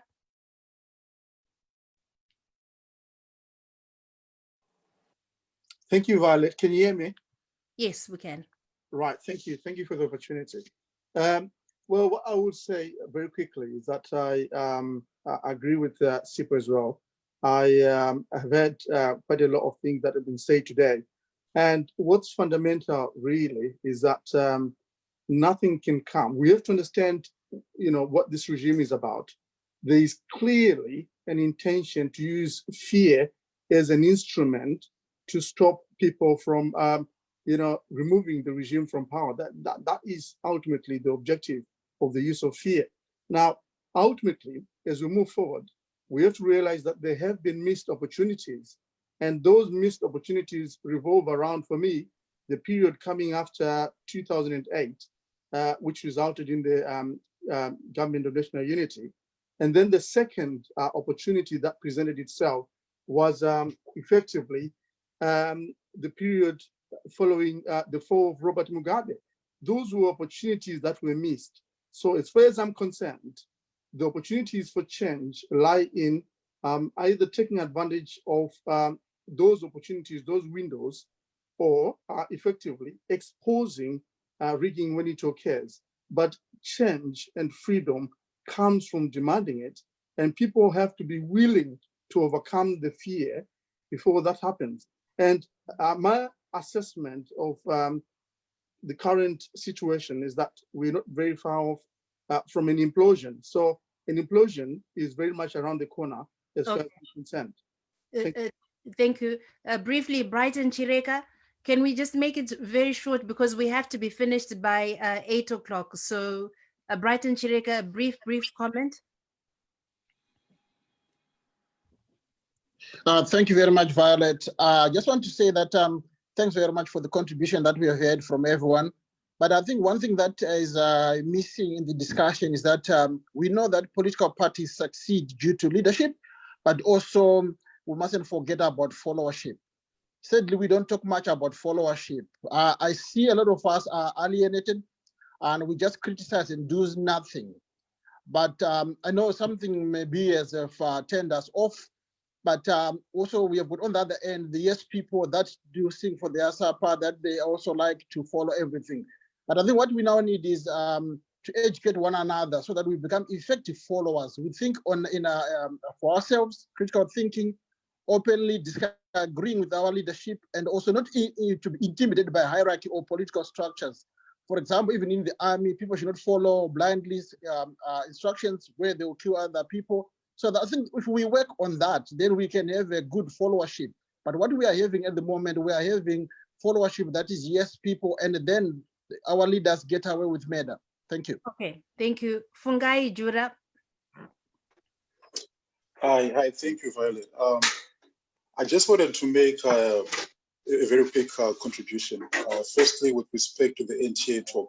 I think anyone who has been involved in conflict resolution knows that whenever you have one party within the conflicts that has all the power, there's no point in trying to come up with any form of dialogue. In this case, with ZANU-PF, we have the support of the army, and in the same way that in 2008 and in 2013, when they withdrew from the GNU, they have all the power. So what exactly is the point of trying to negotiate with someone with all the power? Obviously, even if you come up with an NTA, it's always going to favor the one with the most power. So until ZANU-PF is divorced from the army, there's no point in us wasting our time talking about an NTA. The key thing is to divorce the army from ZANU-PF. The second thing, and the last thing as well, is that I think we need to be students of history. Okay, there's nothing new under the sun. You'll find that even with respect to our current junta, there's been examples, for example, Chile that had a junta, and how was that junta toppled? Among other things, there was a lot of pressure from the Catholic Church. And I think Zimbabwe, being a majority Christian nation, I think it's very important for the church to know its place and to understand its power. We had Ivan Mawarire, who was able to organize this flag, and it made a lot of noise, but unfortunately the church wasn't able to take that up and really push the change that was necessary. So I think the church is really letting the country down, and it needs to take its place as opposed to trying to be it cozy up with the regime. Thank you. Okay, thank you. Let's hear from Dr. Noah Manyika with the last word. Violet, I thought I shouldn't leave without saying this real briefly. I think when we talk about toxicity, a lot of times we end up creating the impression that Zimbabwean people are violent. Zimbabwean people are not violent. We know who the people who are violent are. So when we talk about having these difficult conversations with our people, we're talking about empowering the people to rise up in strength, not to do anything illegal. I wish Matema Danda was here, because the only people who have given us a precedent for military action, which is constitutional, is ZANU-PF. They said it was not a coup. They actually removed somebody. They no longer would accept being the wall of protection around Robert Mugabe, and they said it was constitutional. And it's time, though, now for us to say to our people, make sure you can have some of these conversations with your friends, with your relatives, and don't be afraid. And lastly, Violet, I think it's very, very important for us, as I said earlier, that we have all been complicit. The biggest problem when something happens and it's now gotten to the point where it is is even the church pretending, and I'm a person of faith, pretending that it has ever been on the forefront of this struggle. No, the church hasn't. And I think it's very, very important. I really love the fact that there are some people who are in the church who are beginning to rise up and saying some things which should have always been the voice of the church right from the beginning. There are people who are church leaders, very, very strategic church leaders, who say that Idi Mnangagwa was chosen by God. And you know, it's that kind of hypocrisy that makes it difficult sometimes to let you say, well, the church is the one that should be leading some of these things. We, everybody, should be leading this process. And it is high time we had these difficult conversations with our own relatives, with your child, with your pastor, with someone in the, lastly, real quick, I always say this, even when I come in to the country, when I've been traveling and I'm accosted by members of the infamous CIO. I always tell those people, because a lot of them are much, much younger than me. And I say, look, if anyone instructs you to shed blood, it's on you. It's not on the people who have given you the instruction to. It is high time we had those conversations. Okay, thank you. Final words from the Swiss ambassador.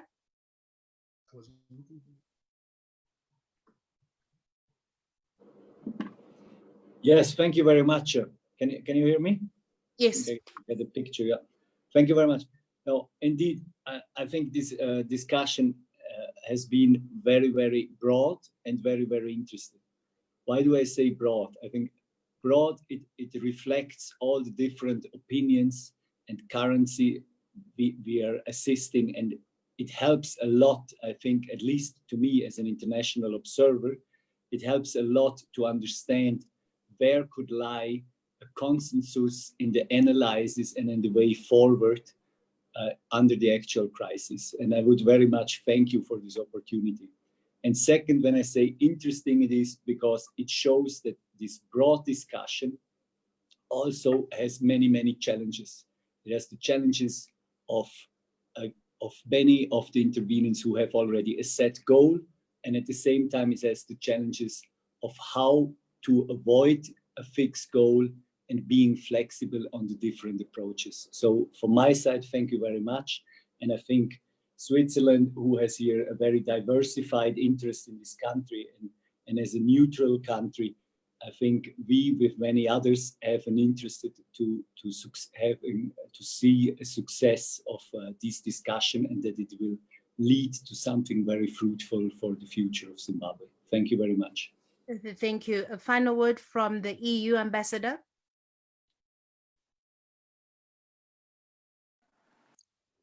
Sorry, I lost the discussion for a while. I was dropped out, and then it was took some time for me to come back.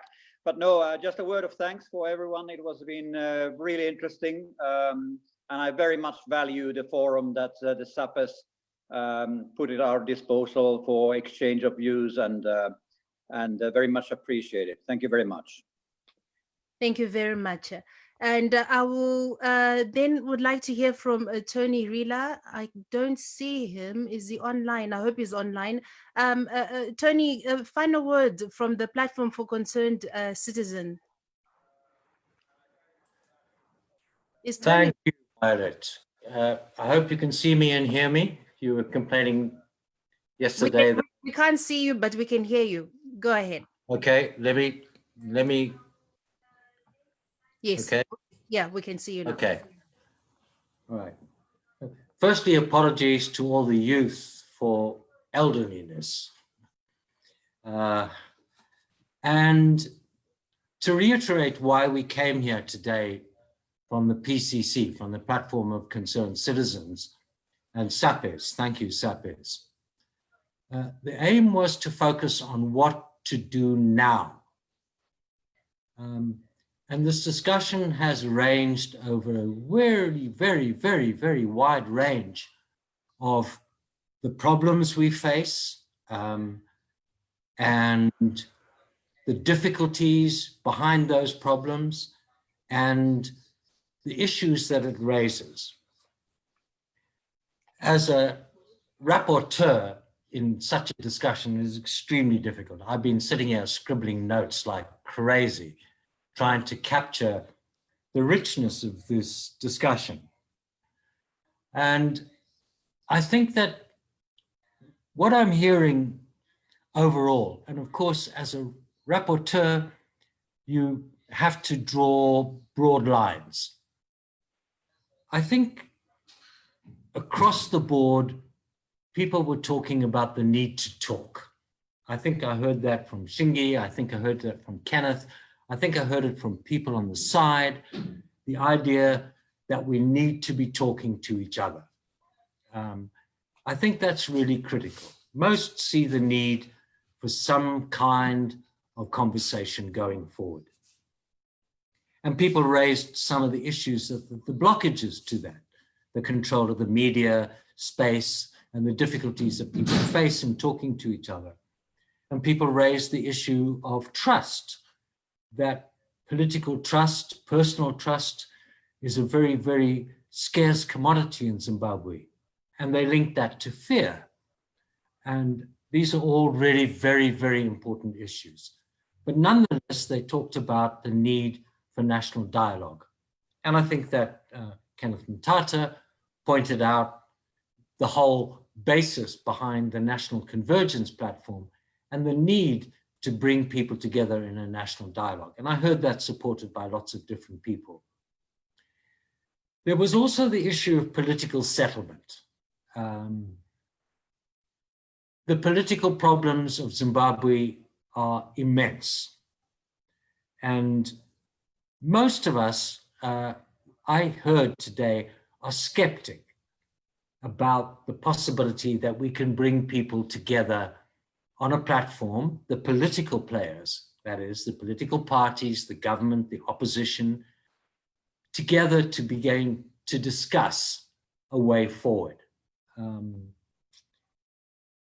And I think it was important that Brian Raftopoulos pointed out, that this sometimes takes external push.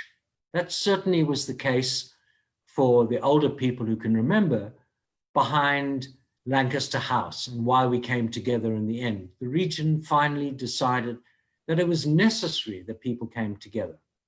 So the issue of bringing us together needs some kind of external push from the region, but from the international community, and it needs them obviously to be in concert about the need to do that.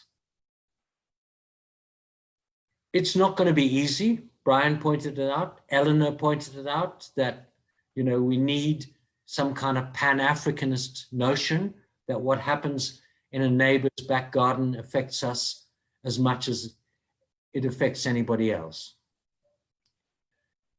I didn't hear anybody talk about elite pacts. What I heard was a massive rejection of elite pacts. And that's what we've had since 1980. We've had a series of elite pacts. And almost everybody I heard said no to an elite pact. And then there was the issue of transitional arrangements, or the NTA, or whatever you want to call it. And many people basically, I think, seeing it as an end stage, which quite clearly it is. A National Transitional Authority follows processes that come before that. And so I heard the notion that Zimbabwe needs a transformist, reformist notion going forward. That's, I heard, had traction, the idea that we need to be in something that will take us to a new place. As Kenneth talked about it, something that will generate a new social contract, redesign the games of the rural, of politics, the game of politics. So it seems to me very clear that this can only be the beginning of a conversation.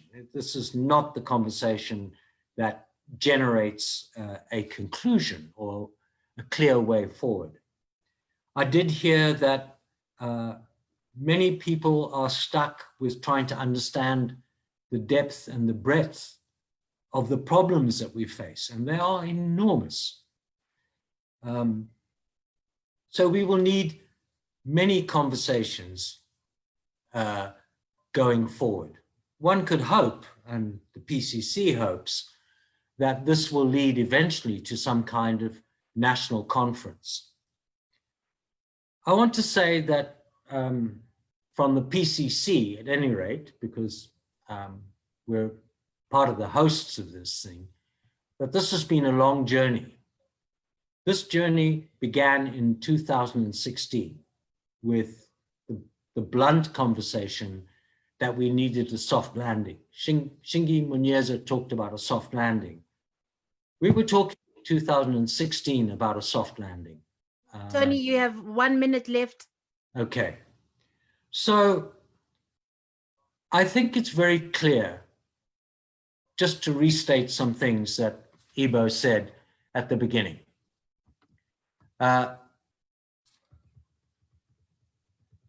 What we believe is needed, and these are open questions. It seems clear that what is necessary are mediated negotiations between political parties leading to a political settlement. And we stress mediation in the way that other people have talked about them. And in parallel, a national dialogue of the kind suggested by the NCP with all stakeholders outside of the political parties to determine what the social contract and the new rules of the game for politics should be. And then what is necessary is a mediated discussion between the political parties and the representatives of the national dialogue to determine the structure and function of the NTA. Okay. That's to get to an NTA. After this process, it's a long process before that. Okay, thank you very much, For a Tony. defined Unfortunately, period. I have to cut you now cut you off because we're going to be offline in just Okay. a minute. So thank you, and thank you all for your frankness and your honesty and your wisdom. Thanks, Tony. Would like to end with thanking SAPES Trust for hosting this very important and much needed forum. Hopefully it will form the springboard for further conversations on the way forward on Zimbabwe. And on that note, I want to just bring back the convener, Dr. Ibo Mandaza, for just concluding remarks. 20 seconds, Dr. Mandaza. Yeah, thank you. Thank you. Can you hear me? Yes. Yeah, thank you. Just 3 points before I thank everybody. The first is that this is the first in a conversation. Towards the second point, which Tony mentioned, namely the idea of a national dialogue conference. And I think Kenneth Tata mentioned it. So we need to time frame this series of conversations. And thirdly, there will be a report on this conversation tonight to form the basis for both future conversations, but also the future national dialogue conference. And therefore, my task is really to thank, first and foremost, a wonderful moderator, Violet, for sticking it out for almost more than 2 hours. It wasn't easy, but you managed. If I can applaud. And secondly, the panelists. It's a wonderful technology, this really, to be seeing SIPO, Noah Manika in the US and so on. I'm simply amazed. But the panelists were wonderful, all of them. I have to apologize again that we had problems for Jonathan Moyo linking from Nairobi. And Eleanor coming in late. I don't know what Eleanor was doing, but anyway, she came eventually. But I think the team that we brought together has done a good job for us. Last but not least, the technical people. My son Robert upstairs there done a good job. He was studying the Zoom, and I think he has acquitted himself very well. Michelle Akata for helping. And again, I must thank Violet for really assisting us. Thank you very much. Thank you. Thank you, everyone. We hope to see you soon in the next round. Thank you all. And thank you to all the listeners and viewers on Facebook and the Zoom chat. See you all.